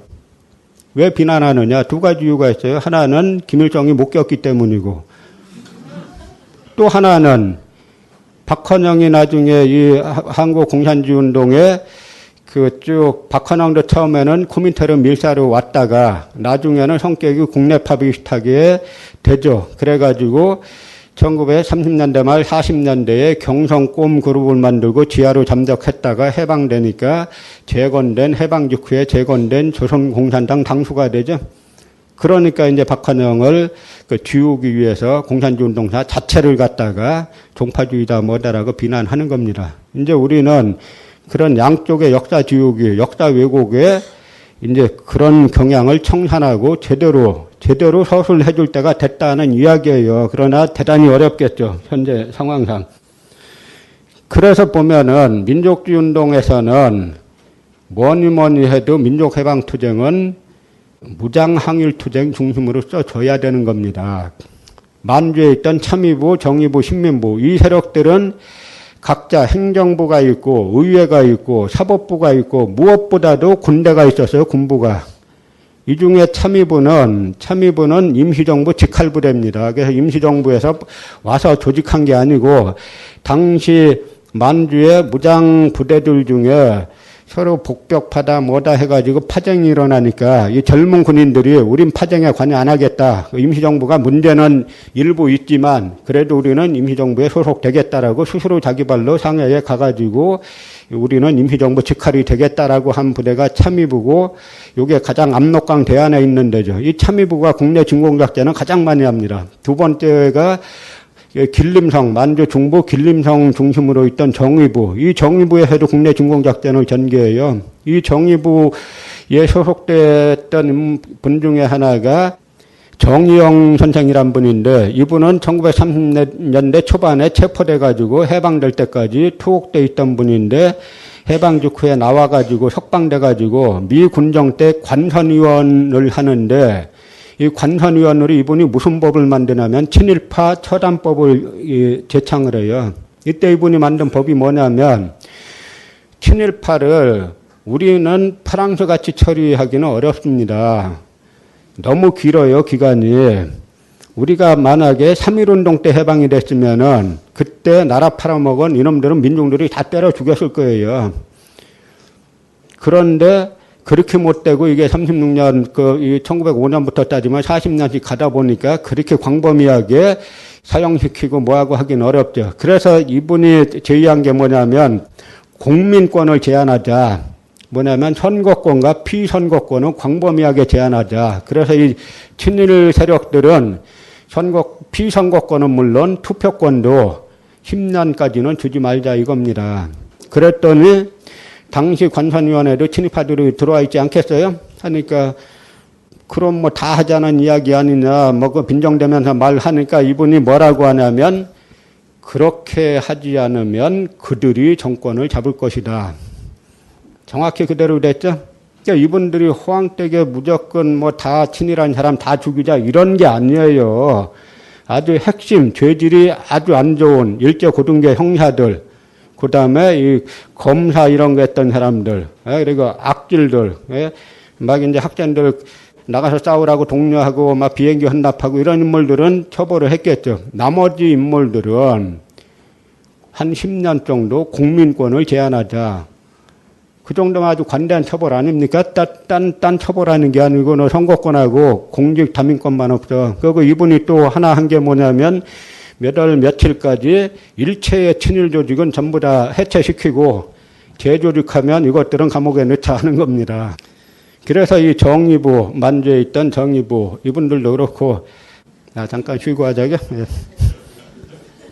저는 원래 한 번 하면 쭉쭉 하는 스타일이라 그랬는데 그래서 우리 항일 운동 중에 노선 중에 민족주의 운동 중에서도 이 무장항일 투쟁은 말할 것도 없이 사라졌고 안 가르치고 그 다음에 무장항일 투쟁에서 가르치는 게 있어요. 뭐냐면 너무 유명한 사건 다 아는 사건 청산리 이건 안 가르칠 수 없죠. 윤봉길 의사 사건 이런 것만 가르치고 실제 이 참의부에서 뭘 했냐면요. 이 참의부에서 일본의 이제 수상이 저쪽에서 이 압록강에서 배를 타고 내려오니까 그 전날 매복하고 있다가 압록강 대안에 매복하고 있다가 이 참의부 일중대 1소대원들이 밤새 매복하고 있다가 이 총독이 내려오는 배 두 척에다가 수백 발의 총탄을 갈겼어요.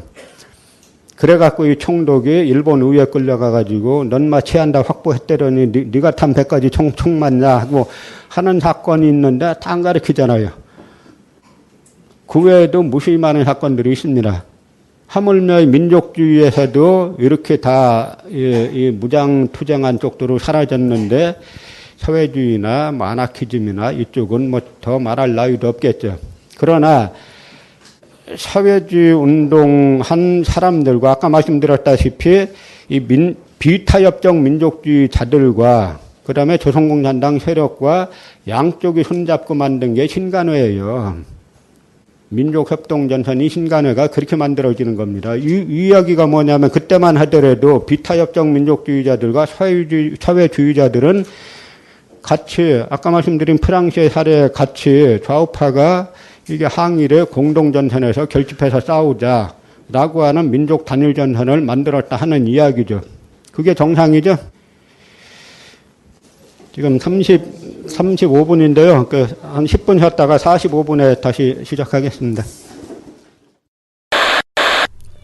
희망가계부 호프플랜 개발자 이현식입니다. 저는 지난 10년간 돈 문제를 고민하는 많은 사람들과 재무상담을 했습니다. 좀 더 유리한 금융상품과 투자 방법을 알려드렸지만 그분들의 돈 걱정은 결국 없어지지 않았습니다.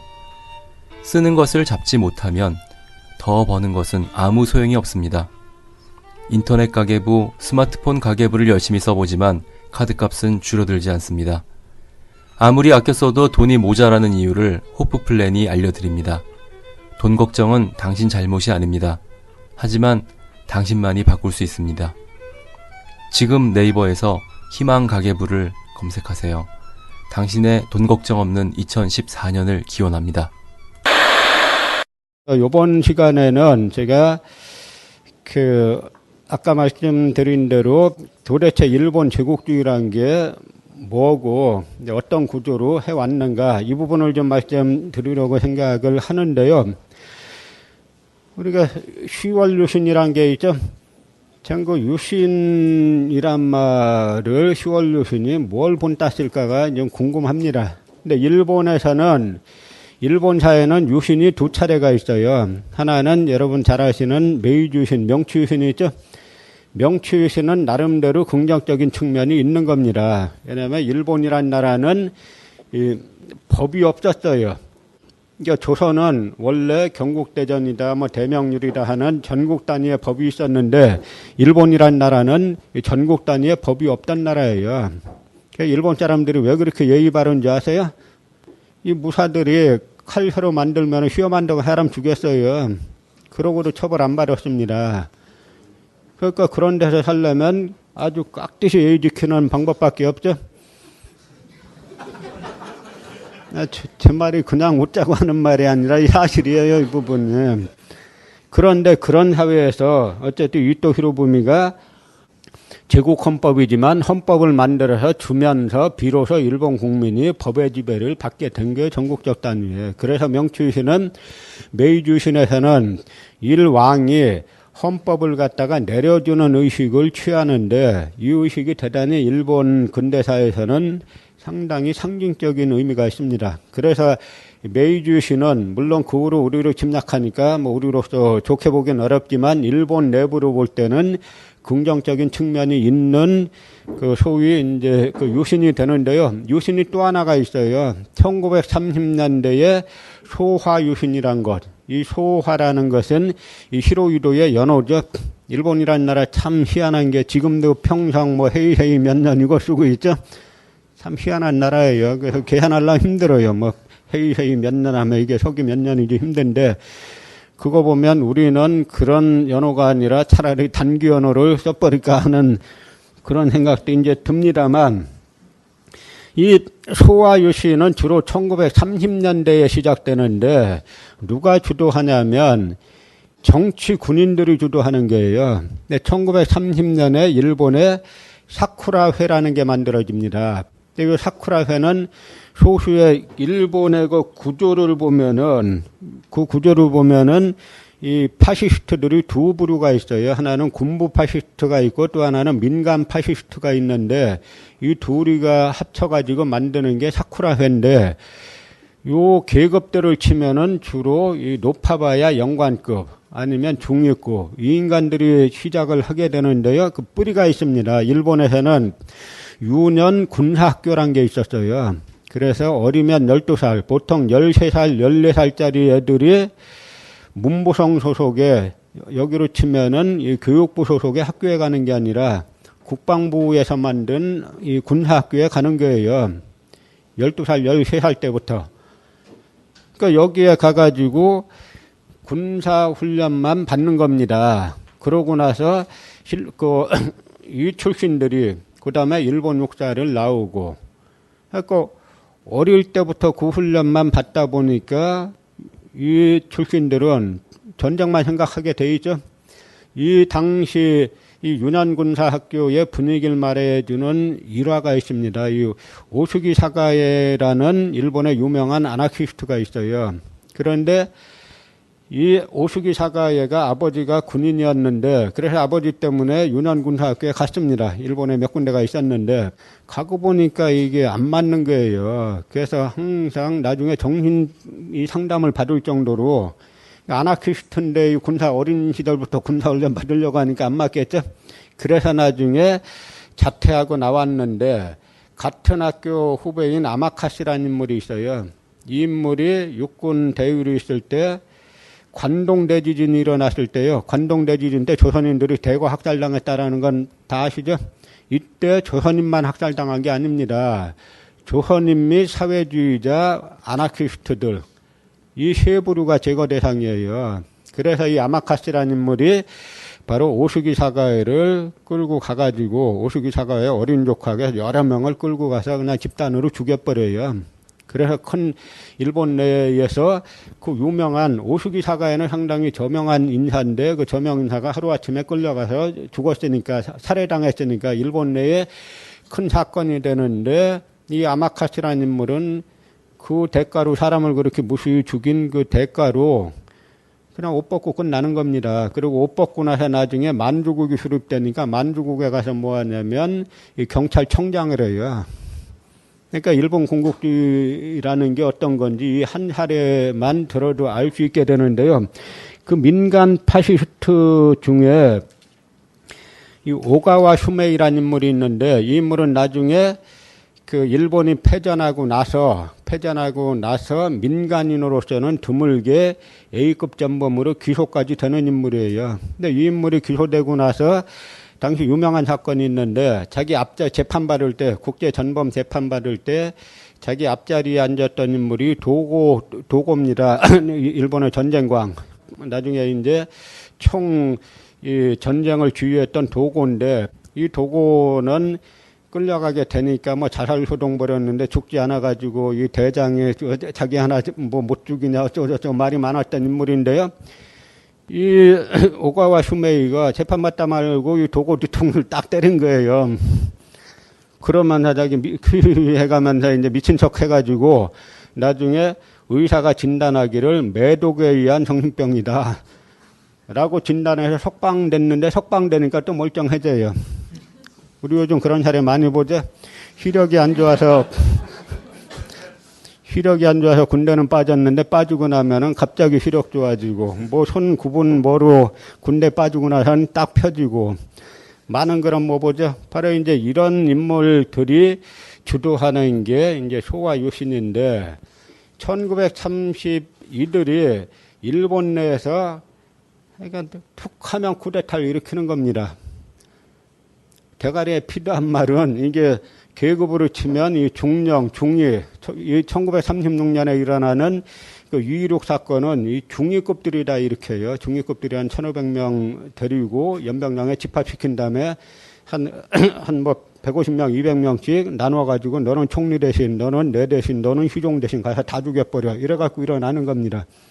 그런데 이 유일옥 사건 이후에 유일옥 사건이 사실은 이들이 일으키는 게 소위 말하는 일본 군부의 통제파가 있고 황도파가 있는데, 통제파는 약간 있는 집 자식들이고 이 황도파는 좀 없는 집 자식들이에요.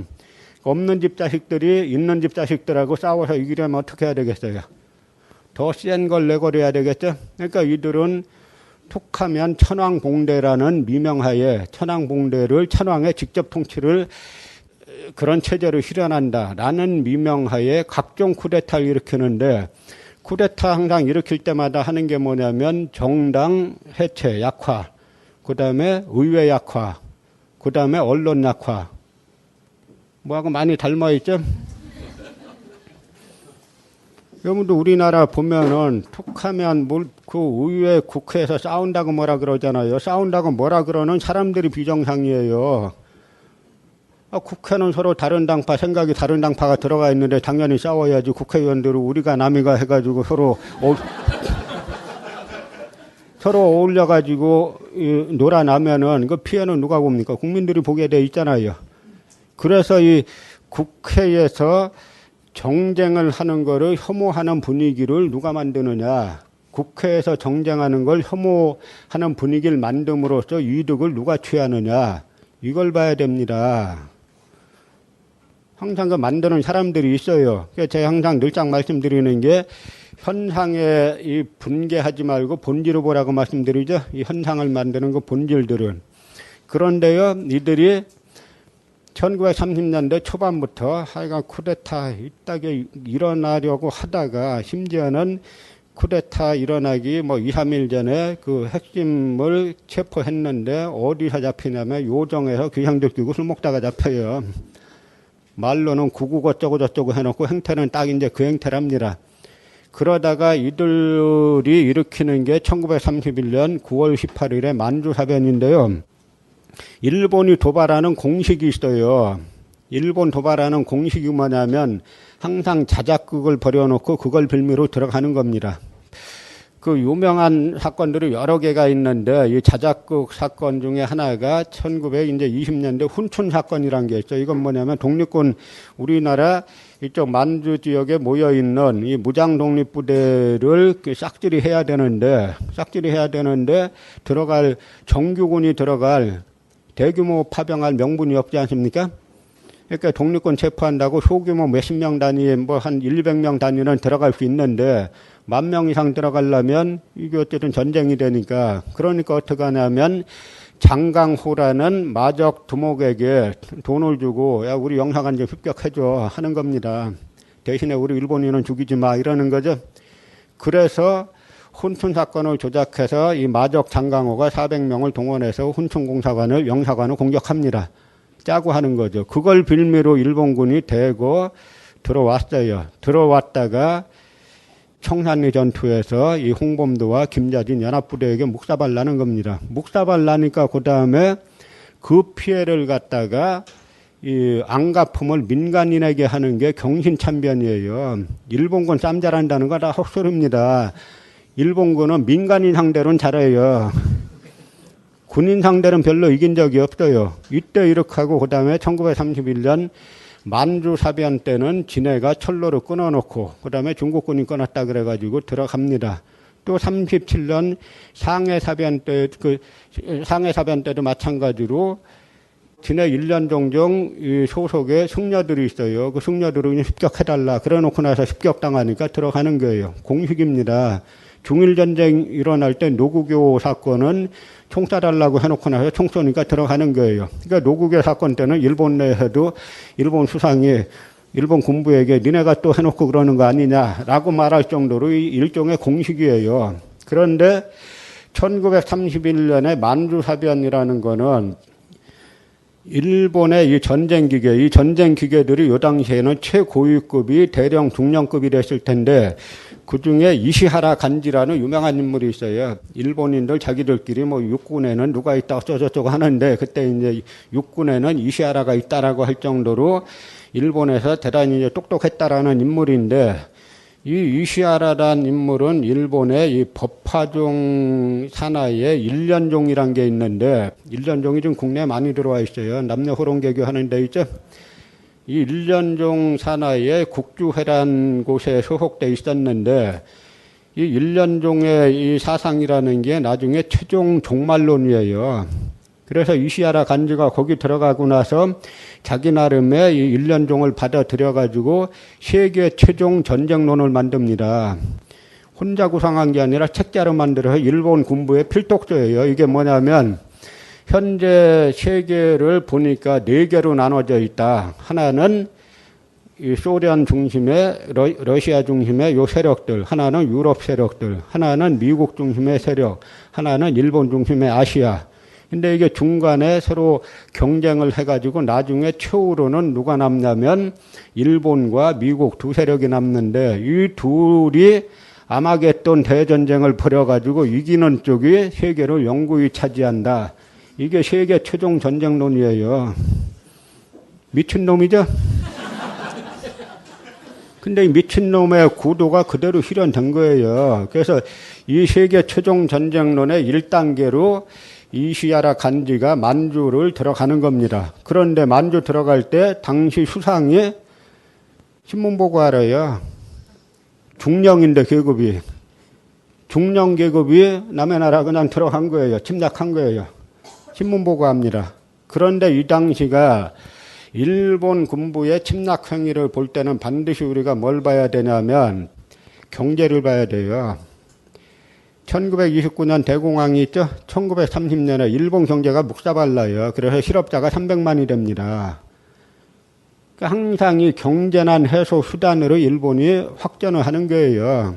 그래서 만주사변 일으키고 나서 처음에는 일본 언론들로 좀 비난하는 척하다가 이게 장개석이 일본군이 장개석과 만주군벌 장학량이 일본군이 들어온다는 걸 알았어요. 알았는데 그 당시 장학량은 병을 치료하기 위해서 북경의 협화위원회에 입원해 있었는데 장개석이 일본이 도발할 것 같은데 맞서 싸우지 말고 퇴각해서 국제연합에 제소하자 이렇게 제안을 합니다. 그래서 장학량이 그 제안을 받아들여서 일본군이 들어왔을 때 싸우지 않고 동북군 30만이 빠지는 거예요. 장개석이 사실은 이때 망한 겁니다. 이때 동북군이 맞서 싸웠으면은 관동군, 일본군 별거 아닌 군대예요. 중국군이 비록 오합지졸이라 할지라도 30만이 맞서서 싸웠으면 그렇게 점령 못하는 겁니다. 근데 이때 퇴각전소를 쓰면서 부조항 정책을 쓰면서 만주를 손쉽게 점령하고 그 다음 1932년 날짜도 3월 1일 날에 만주국을 수립하죠. 부위를 데려다가 마지막 황제 부위 데려다가 만주국을 수립하니까 대히트를 친 겁니다. 일본 이쪽에서는. 그래서 이 대히트 이후에 일본 언론들도 이제는 군부에 대한 칭송 일변도로 가는 거예요. 만주를 먹고 나니까 경제를 갑자기 경제특수되고 이 만주가 또 지하자원이 엄청 많지 않습니까? 그런 와중에 그래서 이 이시하라 간지는 만주를 튼튼하게 중공업 기지로 세워가지고 세계 최종 전쟁에 대비한다 이렇게 됐는데 일본 군부 내 전쟁 기계들이 이시하라 간지가 저렇게 히트 친 거 보니까 자기도 하고 싶다 이거예요. 그래서 1937년도에 중국을 본격 들어가는 겁니다. 이때 중일전쟁 일으킬 때 히로히도가 당시 그 육군 대신에게 물어요. 중국하고 전쟁하면은 얼마나 걸릴 것 같냐? 한 달이면 끝납니다. 그래서 들어갔는데 장개석이 만주는 장학량 거니까 그냥 싸우지 말자 했겠지만 중국을 다 먹겠다는데 장개석이 그냥 그 줄 수는 없잖아요. 그래서 장개석의 국민군이 격렬하게 저항을 하니까 그때부터 제동이 걸리기 시작하는 겁니다. 그래서 당시 그 국민정부의 수도가 남경인데요. 남경만 점령하면 전쟁 끝나는 줄 알았어요, 일본군들이. 그래서 남경에 전군을 모아가지고 공격하는데 장개석도 여기서 저항전선을 펼칩니다. 그러니까 점령 못해요. 그러다가 장개석이 더 이상 남경을 사수하는 것보다는 전략적 퇴각하는 게 낫겠다라고 해가지고 자, 사천성 중경을 수도로 선포하고 거기를 천도하겠다라고 선포하고 중간 수도는 무한이다 이렇게 되는 겁니다. 그러니까 일본군은 남경 점령하면 끝나는 줄 알았는데 끝나기는커녕 저 중경까지 가야 되는 거예요. 그런데 그 전에 한구를 또 점령해야 됩니다. 무한을. 그러니까 일본군이 남경 들어갔는데 끝나고 이제 술이나 먹고 놀 생각에 했다가 이게 전쟁은 이렇게 됐으니까 거기서 민간인을 대학자라는 게 남경 대학살이에요. 남경 대학살에 대해서 중국 사람들은 피해자 숫자가 살해당한 사람 숫자가 30만이라고 주장하고 일본 자기네가 일본 군부의 이 보고서를 보니까 거의 비밀 보고서를 보니까 자기네 기록으로도 8만 4천 명 이상이 기록이 돼 있어요. 엄청나게 많은 숫자가 죽은 거죠. 그랬는데 이때 남경 점령 당하고 나서 모택동이 지구전을 논지구전이라는 연설을 해요. 글을 쓰는데 여기서 뭐라고 하냐면 중국 전쟁은 중일 전쟁은 3단계다. 1단계는 일본의 전략적 공세기와 우리의 전략적 수비기. 2단계는 중국이 일단 일본이 전략적으로 들어와 가지고 일정 정도 차지했지 않습니까? 그다음에 자기네의 준비기. 중국의 준비기 3단계는 일본의 전략적 수세기와 아군의 공세기 이렇게 셋으로 나누는데 그래서 지구전이죠. 모택동이 뭐라 그러냐면 중국 전쟁은 아직 시작도 안 했다. 1단계도 아직 안 끝났다. 이 영광급 장교들하고 모택동하고는 급 자체가 달라요. 바라보는 전국을 바라보는 이게 이 영광급 장교는 그냥 남경만 점령하면 끝나는 줄 알고 영광급뿐만 아니라 이때는 일본 군부의 장군들도 그냥 그렇게 끝나는 줄 알고 들어갔습니다. 그러다가 수렁에 빠진 거예요. 이 모택동의 16자전법 공격하면 우린 퇴각하고 주덕의 12자전법 그런 여러 가지가 있죠. 그게 다 뭐냐면 일본은 도시와 도시만 점령한 거예요. 그런데 도시와 도시 사이를 점령했는데 군수물자를 줘야 되지 않습니까? 그런데 철로라는 거는 30cm만 끊으면 기차 못 다니잖아요. 도로도 마찬가지로 1m만 끊으면 못 다니지 않습니까? 그러니까 전철로로 경비를 해야 돼요. 안 할 수 없고 잠시 빠지면 철로 끊어놓고 잡으러 가면 도망가고 가만히 있으면 주위에 와가지고 계속 소요 일으키고 일본이 이긴 게 아니에요. 그러다 보니까 일본에서는 겨우 이제 한국을 점령할 때 일본 내에서는 난리가 났습니다. 막 제등행렬하고 이제 전쟁 끝났다 막 난리 치는데 끝나기는 아직 겨우 1단계가 끝날까 말까 할 무렵이에요. 3단계까지 가야 끝나는데 그러다가 어떤 사건이 발생하냐면 이 노모난 사건. 당시 이제 만주국이 수립이 됐는데 러시아는 이 만주국을 인정 안 할 거 아닙니까? 그러니까 국경을 획정을 안 해요. 그러니까 서로가 이 러시아가 국경이라고 생각하는 데는 옛날 청나라 국경이고 일본이 만든 만주국 국경은 더 북쪽이죠. 몇 킬로 더 북쪽이에요. 그런데 당시 관동군 23사단 이쪽이 보니까 이 사단장 비롯해서 영관급 연대장들이 소련하고 한판 붙자 이겁니다. 그래가지고 들어갔어요. 들어가니까 당시 스탈린이 이놈들 잘 걸렸다라고 해가지고 이 슈코프 장군을 이 군단장으로 임명해서 격퇴시키는데 스탈린이 왜 잘 걸렸다 그러냐면 스탈린이 생각할 때 최악의 경우는 저 유럽 전선에서 히틀러가 들어오고 아시아 전선에서 일본이 들어오는 게 최악의 경우예요.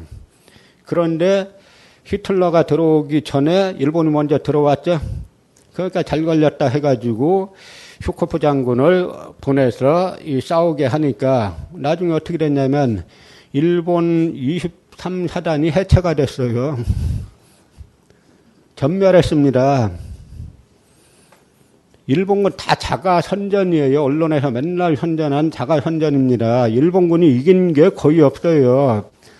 이때 2만 명 중에 전사자가 약 8,000명, 그 다음에 전상자는 불구된 사람, 이것도 약 한 8,000여 명, 부상당한 사람이 약 3,000여 명, 전군이 다 그냥 해체가 돼, 그 부대 자체가 해체가 돼버렸어요. 그러니까 그 다음에는 일본이 우리 북쪽은 앞으로 쳐다보지도 말자. 그래서 남쪽으로 내려간 겁니다. 이 복잡한 게 아니에요. 당시 일본군은 전국을 전체로 바라볼 수 있는 역량 있는 인물이 아무도 없었어요. 근데 단지 이시하라 간지는 중일전쟁으로 확대하고 하는 걸 반대합니다. 왜냐하면 아직 우리는 준비기다라는 거죠. 그래서 이시하라 간지가 중일전쟁으로 확대되는 걸 반대하는 바람에 그나마 나중에 군사재판에 A급 잠범으로 기소가 돼야 되는데 기소가 안 되고 그야말로 이제 무사하게 되는데요. 아까 말씀드린 2.16 사건이 일어나서 당시 수상집에 한 100여 명이 들어가서 죽이려고 하니까 이 수상이 후닥닥 누가 들어오니까 숨었어요. 숨고 매젠가 처남인가가 잘못 놀러 왔다가 이게 군사들이 기껏 지휘관은 중위 소위고 나중에 일반 병들이니까 수상 얼굴을 본 적이 별로 없잖아요. 장군쯤 되면 봤으니까 수상인지 아닌지 아는데 그래서 그 대신 죽이고 여기저기 습격해가지고 그 당시 많이 죽습니다. 그런데 이 군대들이 천왕봉대를 내걸었는데 실수한 게 뭐냐면 히로히도의 휘종장을 또 죽여요. 휘종장을 죽이려고 공격했는데 그 부인이 여러 번 난사당했는데 부인이 막 맞고 나오면서 다 죽었으니까 제발 좀 그만해달라 라고 했는데 이 부인이 누구냐면 히로히도의 유모예요. 그러니까 히로히도가 이 부인한테 연락받고 화가 나가지고 진압하라 그러는 겁니다. 그러니까 자기는 천왕봉대를 명분으로 일어섰는데 히로히도가 진압하라 그러니까 이들이 자진해산을 하는데 그래서 2명은 자결하고 장교들이 다 그 위관급 16명을 사형당해요. 그런데 이 사건 한번 역으로 생각해 보면 이 사건 이후로 일본 정계는 완전히 군부에 대한 통제할 생각을 못 하는 거예요. 이거 괜히 뭐라고 했다가 이게 또 갑자기 들이닥쳐가지고 다 죽이면 어떡하나 이렇게 되는 겁니다. 그래서 이 1936년에 2.16 사건 이후에는 일본 정계가 군부에 대한 통제권을 완전히 상실한 상태에서 그 다음에 일본 전국이 흘러가는 건데요. 이런 사건이 비일비재하게 일어나요. 이게 소화유신이에요. 그러다가 소련 들어갔다가 묵자발 나고 난 다음에 그 다음에는 소련하고 이 불가침 5년 기한으로 불가침 조약을 맺죠. 불가침 조약을 맺고 있다가 그 다음에 석 달 이후에 또 히틀러가 이제 들어가고 적도 없고 동지도 없고 막 이렇게 되는 건데 그래서 이제 소련 공격했다가 당하고 난 다음에 당시 관동군 참모본부장으로 참모부장으로 소련 들어갔던 인물이 일본 참모본부에 와가지고 작전과장을 해요. 그러니까 이 인물이 앞으로 저쪽은 보지도 말고 남쪽으로 가자라고 해가지고 베트남 들어가고 뭐 필리핀 들어가고 이때도 무수히 많은 사람들을 학살합니다. 일본 군대가 잘하는 건 그냥 민간인 학살하는 게 일본 우파이 쪽이 잘하는 거는 그랬다가 마지막에는 이제 미국을 공격하는 진주만 사건을 일으키는 거죠. 일본의 학자들도 그 진주만 사건을 왜 일으켰는지 자기네들 이해를 못해요. 1941년 12월 달에 들어가지 않습니까? 그런데 그 당시에 국력을 재는 척도란 건 뭐냐면 철강 생산량입니다. 근데 미국의 연간 생산량이 7천만 톤인데 일본의 생산량이 700만 톤이에요. 영국의 생산량이 1250만 톤입니다. 영국의 반밖에 안 돼요. 미국은 10배고. 근데 들어갔죠. 일본군이 항상 이긴 건 이런 기습전. 상대방이 가만히 있을 때, 모르고 있을 때 가서 확 앞만 짬자라는 사람도 짬 못하는 누가 뒤통수 딱 때리면 그 한 대 맞을 수밖에 없죠. 일본군 전법이 이거예요.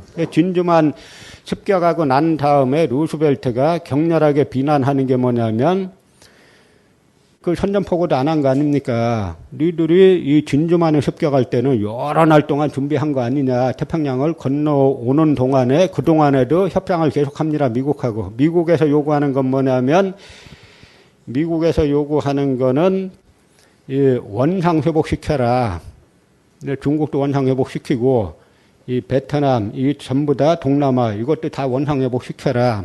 라고, 만주국도 다 해체하라. 라고 요구하니까, 원상회복을 요구하니까, 일본에선 만약에 미국의 요구에 따라서 이거 돌려주게 되면, 그다음에 일본에서 딱 걱정하는 게 뭐냐면 만주국을 돌려주고 나면 그다음에 조선에서 붕괴 일어날 거 아니냐 이겁니다. 그럼 일본 끝나는 거 아니냐 이야기예요. 그래서 진주만 습격을 하게 되죠. 여기에서 하나 이렇게 보면은 이제 우리 초대 대통령 이승만 박사, 이분은 뭐냐면 미국에서 활동할 때 미국과 일본이 사이가 안 좋아지면 항일 여기에 나서요.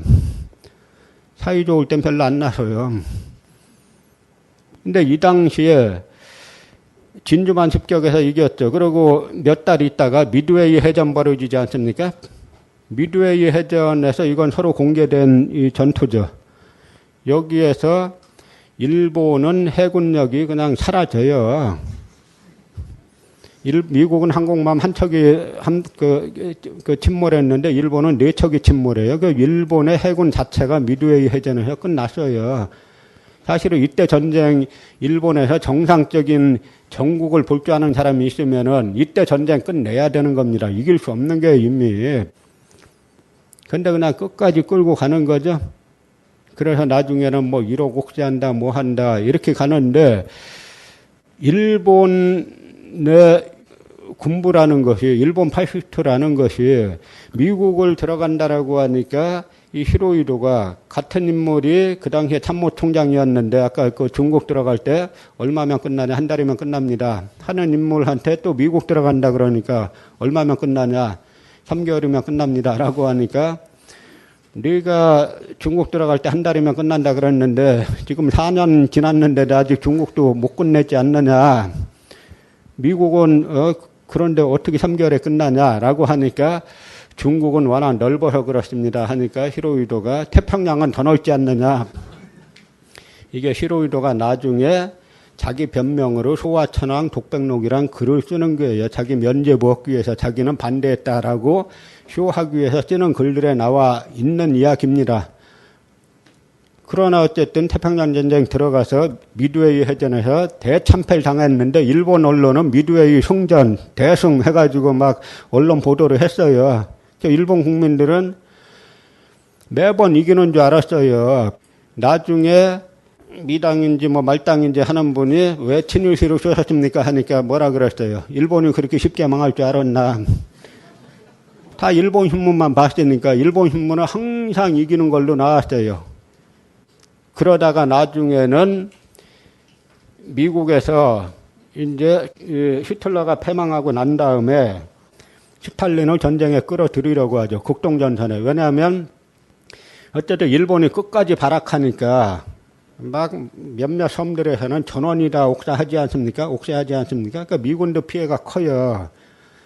그러니까 그 피해를 줄이기 위해서 미국은 예나 지금이나 자기네 국민 하나 죽으면 소동 일으키는 나라잖아요. 그건 우리가 배워야 되는 겁니다. 자기네 국민 한 명이 잘못되면은 전체 나라가 움직이는 이 시스템은 배워야 돼요. 그러다 보니까 빨리 러시아를 끌어들여가지고 자기네 군사 피해를 줄이려고 하는데 스탈린이 요구하는 건 뭐냐면 자기네 옛날 제정 러시아 시절에 이권은 그대로 달라 이겁니다. 이 스탈린은 슬라브주의자예요. 레닌이 집권할 때와 스탈린이 집권할 때 완전 다른 겁니다. 레닌이 집권할 때 1919년 3월 달에 코민테른이 만들어질 때만 해도 레닌과 인도공산당 출신의 이 멕시코 로이라는 인물이 있어요. 둘이 서로 논쟁을 해요. 민족해방 문제를 두고. 이때만 해도 코민테른에서 러시아 공산당이나 각국 공산당이 서열이 없었어요. 이 스탈린이 잡고 나서 코민테른을 갖다가 이 러시아 공산당의 하부 조직화하면서 세계 공산주의 운동사가 왜곡되고 한국 공산주의 운동사도 여기에서 아주 심하게 왜곡됩니다. 아까 말씀드렸다시피 국내는 서울청년회가 다 장악을 했는데 이쪽을 인정 안 하고 자기네가 파견한 밀사, 자기네 말 그대로 듣는 이쪽에게 당을 만들게 하겠다라는 이런 것들이 다 그때 나타나는 잘못된 현상인데요. 그러니까 스탈린이 옛날 제정 러시아 시절에 이권은 그대로 달라. 이게 사회주의자입니까? 그래서 미국이나 연합국에서 그걸 줄 수 없으니까 협상이 안 되는 와중에 1945년 8월 6일인가요? 히로시마에 원폭이 터지는 거죠. 그리고 8월 9일 날 나가사키에 또 원폭이 터집니다. 이때 미국과 소련이 협상하는 걸 보면 미국이 계속 참전을 요구하다가 어느 순간에 참전 요구를 안 해요. 그때가 언제냐면 원자폭탄 완성했을 때입니다. 그래서 폭탄 2개를 터뜨리니까 8월 9일 날 스탈린이 부랴부랴 참전한 거예요. 그런데 참전했을 때 이 관동군 앞에는 항상 무적관동군, 천하무적관동군, 황군 이게 붙었는데 관동군 숫자가 많을 때 한 70만, 80만쯤 돼요. 그런데 이 관동군이 소련군이 참전하니까 그냥 해체돼 버렸어요. 이 관동군이 조금만 강했으면 우리가 분단이 안 될 수도 있었습니다. 그렇죠. 관동군이 계속 저쪽 만주에서 소련군하고 치열하게 전투를 하는 속에서 일본이 패망했으면은 분단 안 될 수도 있었죠. 그 관동군이 그 말로는 무적관동군 어쩌고 저쩌고 하는데 소련군 참전하니까 7, 80만 중에 그때 물론 이제 본토 사수한다고 상당 병력이 갔겠지만 어쨌든 남아있는 병력 가지고 소련군하고 총 한 방 못 써보고 그냥 해체가 돼요. 뭐 일본 군대가 짬 잘했다 뭐 했다. 저도 예전에 그런 교육을 받은 분들에게 말 듣고 일본 군대 짬 잘한 줄 알았어요. 실제 1차사로 뒤져보니까 일본 군대는 딱 전투다운 전투한 거는 항구 하나 점령한 거. 그것도 중국군이 끝까지 안 싸우고 퇴각한 겁니다. 그 다음에 싱가포르는 영국군이 유럽 전선에 정예부대를 다 끌고 가는 바람에 주로 그쪽 지방 현지인들 남아있는 그 부대 싸워갖고 한번 이긴 거. 이거 외에는 별로 이긴 전투가 없어요. 다 언론 보도로 이겼죠, 신문으로. 미국에서 전쟁은 지고 항상 헐리우드 영화로 이기는 거하고 이제 마찬가지 그런 현상인데 그렇게 되다 보니까 미국에서 급해져가지고 이 관동군이 너무 급하게 무너지니까 한반도를 전부 다 차지하게 된 겁니다. 러시아가. 그러니까 부랴부랴 미국에서 나누자라고 했는데 당시 미국이 국무성 쪽 사람들 말 들으면은 38도선을 제기했을 때 러시아가 받으니까 놀랐다는 거예요. 자기는 훨씬 더 남쪽을 주장할 줄 알았다. 왜냐하면 미군은 올라면 한참 멀었습니다. 근데 소련군은 관동군이 해체됐기 때문에 그냥 내려오면 되죠. 그래서 38선이 그어진 것 중에 하나는 일본군이 너무 싸움을 못해서 그렇게 되고 났는데 그 다음에는 일본이 이제 그렇게 항복했죠. 8월 15일 날. 그러니까 이 해외에 있던 망명지사들이 귀국해야 되지 않습니까? 그런데 주요하게 귀국해야 되는 사람들이 뭐니 해도 임시정부 사람들이죠. 온다는 걸 계속 불허해요. 불허하다가 결국은 백범 김구 일행이 임시정부 요인 자격으로 못 오고 들어오려면 개인 자격으로 와라. 그래가지고 개인 자격으로 여기 들어온 게 11월 23일이에요. 그 기간 많이 흘렀죠? 아주 중국에서 바로 옆인데 8월 15일 날 망했는데 11월 23일 들어옵니다. 그런데 이승만은 이때 메가더 국동사령관에게 귀국 요청을 하니까 미국에서도 여러 인사가 귀국 요청을 했는데 메가더가 딴 사람들 건 다 부결시키고 이승만 거만 비자를 내줘요. 그래서 이승만이 10월 12일 날 도쿄에 도착하니까 메가더가 미 군정사령관 하지를 도쿄로 불러 들어가지고 3자 회담을 몰래 합니다. 그러고 나서는 하지는 절대 이승만 안 만난 척하죠. 나중에 이승만이 귀국했을 때 그때 만난 척을 하는데 이미 3자 사이에 커넥션이 만들어졌어요. 1945년 10월 12일에. 그리고 나서 이틀인가 있다가 이승만이 국내에 임시정부 요인들보다 가까이 있는 중국 요인들보다 한 달 반 일찍 들어와요. 마찬가지로 저 북한에서도 당시 사회주의 세력 중에 가장 무장력이 센 부대는 연안파라고 불렸던 조선의용군 있죠. 중국 공산당하고 같이 싸웠던 무정, 김두봉 이쪽 계열인데 이쪽 계열에서 나중에 만주를 거치면서 군사 숫자가 상당히 늘어납니다. 그런데 이들이 압록강점이 이렇게 오게 되니까 소련군이 강제로 무장 해제시키죠. 그러고 나서 그 다음에 김일성이 처음에는 만주에서 독립운동 하다 온 것처럼 해가지고 만주 쪽으로 이렇게 올라 그랬는데 상황이 여의치가 않았어요. 그래가지고 다시 돌아갔다가 소련에서 제공하는 푸카초프호를 타고 배를 타고 원산으로 도착하는 게 이게 9월 19일이에요. 그러니까 남북한이 다 마찬가지로 이 소련의 지지를 받는 김일성, 그 다음에 이 미국의 지지를 받는 이승만, 양쪽 세력이 가장 그 커넥션, 그 강대국의 커넥션을 가지고 귀국을 하게 되면서 한국 현대사가 근본적으로 이상한 방향으로 흘러가게 되는 건데요. 또 하나 일본에서는 어떤 일이 있었냐면 일본이 어쨌든 미국도 상당히 많이 죽었습니다. 일본은 말할 것도 없고 일본은 그 당시에 민간인 약 뭐 한 180만 명을 포함해가지고 전체 500만 명 이상이 태평양 전쟁에 희생됐어요.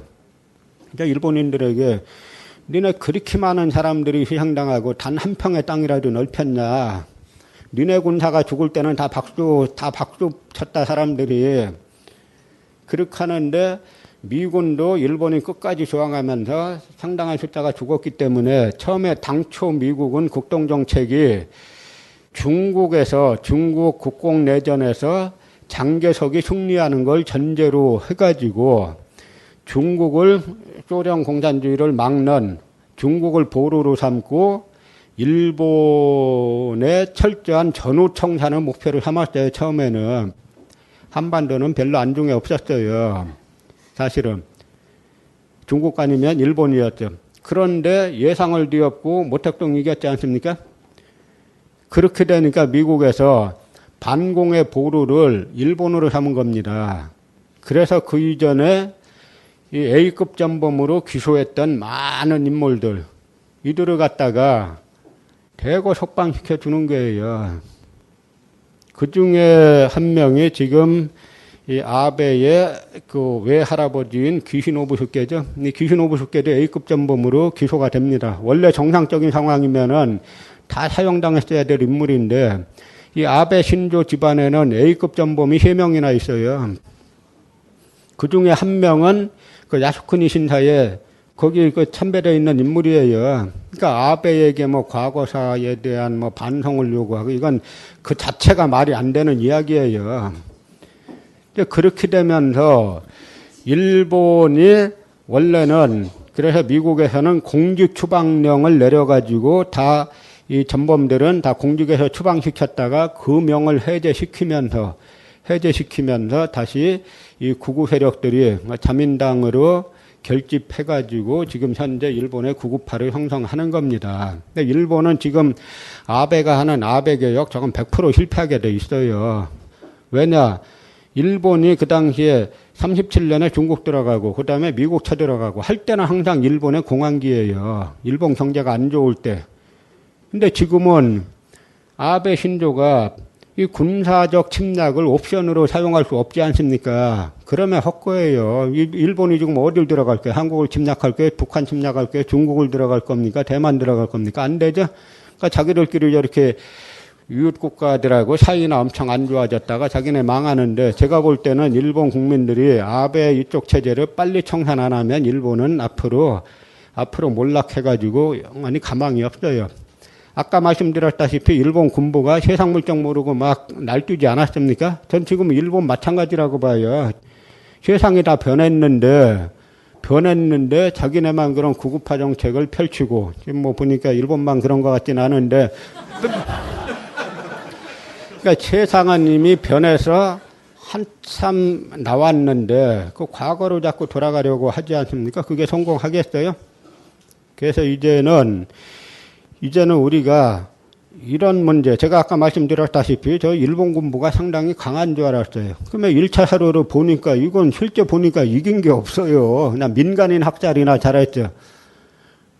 그러고 실제 정규군하고 붙었을 땐 소련에 박살나고 미국에 박살나고 중국군하고도 의미 있게 이겨본 적은 그 한국 점령했을 때 외에는 별로 없어요. 그래서 이제는 우리 사회가 지금 갖고 있는 여러 문제들, 이 여러 문제들을 제가 어떻게 볼 때는 이 역사 문제가 정리가 안 돼서 그래요. 우리가 좌우를 나눌 때 우리의 우는 누가 돼야 됩니까? 백범 김구가 되고 우사 김규식 선생이 되고 도산 안창호 선생이 우가 돼야 되는 거죠. 일제시대 때 나라 팔아먹고 친이라고 했던 인물들이 우가 될 수는 없죠. 좌도 마찬가지로 제가 이 조봉암 선생이 사형당한 사건이 대단히 중요하다라고 보는 게 조봉암 선생, 조봉암이란 분은 3.1운동부터 가담해가지고 일본 유학생 시절부터 사회주의운동에 투신했다가 1925년 조선공산당이 만들어졌을 때 중앙 간부 중에 한 명이에요. 중앙전역위원입니다. 그래서 아주 이 초기부터 이 공산주의 활동을 하다가 그 다음에 해방 직후에 박헌영과 결별하고 그 다음에 소위 혁신계 운동을 하는데 혁신계 운동이라는 게 사회민주주의 운동입니다. 그래서 이 조봉암 이쪽 계열이 진보당 계열이 그 당시에 표를 상당히 많이 받지 않았습니까? 그래서 사실은 한국이 정상국가로 가려면은 이 백범 김구 계열 사실은 한독당 이쪽 계열이 우파가 되고 자유민주주의 정당이 되고 이쪽 이 사회민주주의를 추구하는 죽산 조봉암 이런 쪽 계열이 3인당이 되고 그래서 양자가 경쟁을 하는 유럽식 정당 시스템으로 가야 정상인 거예요. 근데 우린 그렇게 못 간 결과 지금 보면 논쟁하는 것들 보면 이 창피할 정도로 저차원의 논쟁들을 자꾸 하고 있잖아요. 그게 어떻게 우가 됩니까?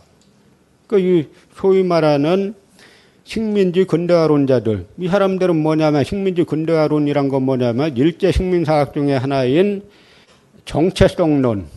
정체성론이 뭐냐면 우리 한국인들은 역사 발전, 사회 발전 능력이 없기 때문에 삼국시대나 구한말이나 사회 발전 형태가 똑같다. 그래서 뭡니까? 결론은 외국의 식민지배를 받아야 발전한다. 이 논리예요. 그런데 일본 지금 아베가 하는 이 구구정책은 뭐냐면 자기네가 과거 한때 만주국도 세워보고 중국도 들어가 보고 동남아 좀 점령해봤던 제국에 대한 향수죠. 제국을 운영했던 데 대한 향수. 이 한국의 이 식민지 근대화론자들은 뭐에 대한 향수냐? 이게 노예 생활하는 데 대한 향수잖아요. 제가 노예 생활하면서 나는 마름했다, 뭐했다 하는 그 향수지 않습니까? 그러니까 이들이 자꾸 자기네가 불리하니까 이걸 갖다 좌우 논쟁으로 희석화시켜서 마치 자기네가 우인 것처럼 그게 어떻게 우가 됩니까? 매국이지, 나라 팔아먹은 세력이지.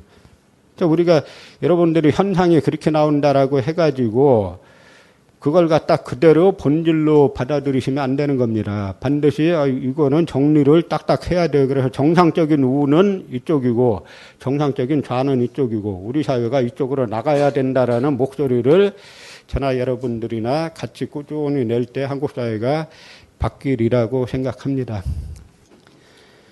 워낙 이 광범위한 이야기를 하다 보니까 조금 두서가 없어진 감은 있습니다만 다음 기회에 있으면 좀 더 세부적인 이야기를 하도록 하고요. 질의응답 하겠습니다. 네, 선생님 제가 다 못 불러드려서 일단 저희가 재밌는 거 몇 가지 하고 궁금한 거 몇 가지 뽑았습니다. 일단 개인적인 내용도 좀 있는 것 같은데요. 읽어드리겠습니다, 선생님. 사업을 하다가 요즘 좀 잘 안 돼서 한간차에 외조부를 찾아보기로 했습니다.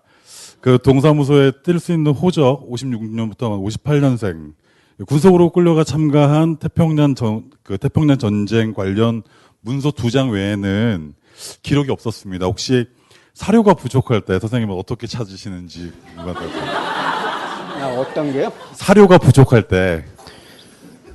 이건 열심히 공부해야 하는 외에, 그러니까 역사학의 기본은 사료를 찾는 능력과 사료를 해석하는 능력이죠. 그러니까 이제 우리나라에서 찾으려 그러면 사료가 드물고 일본 사료들은 많이 찾아야죠.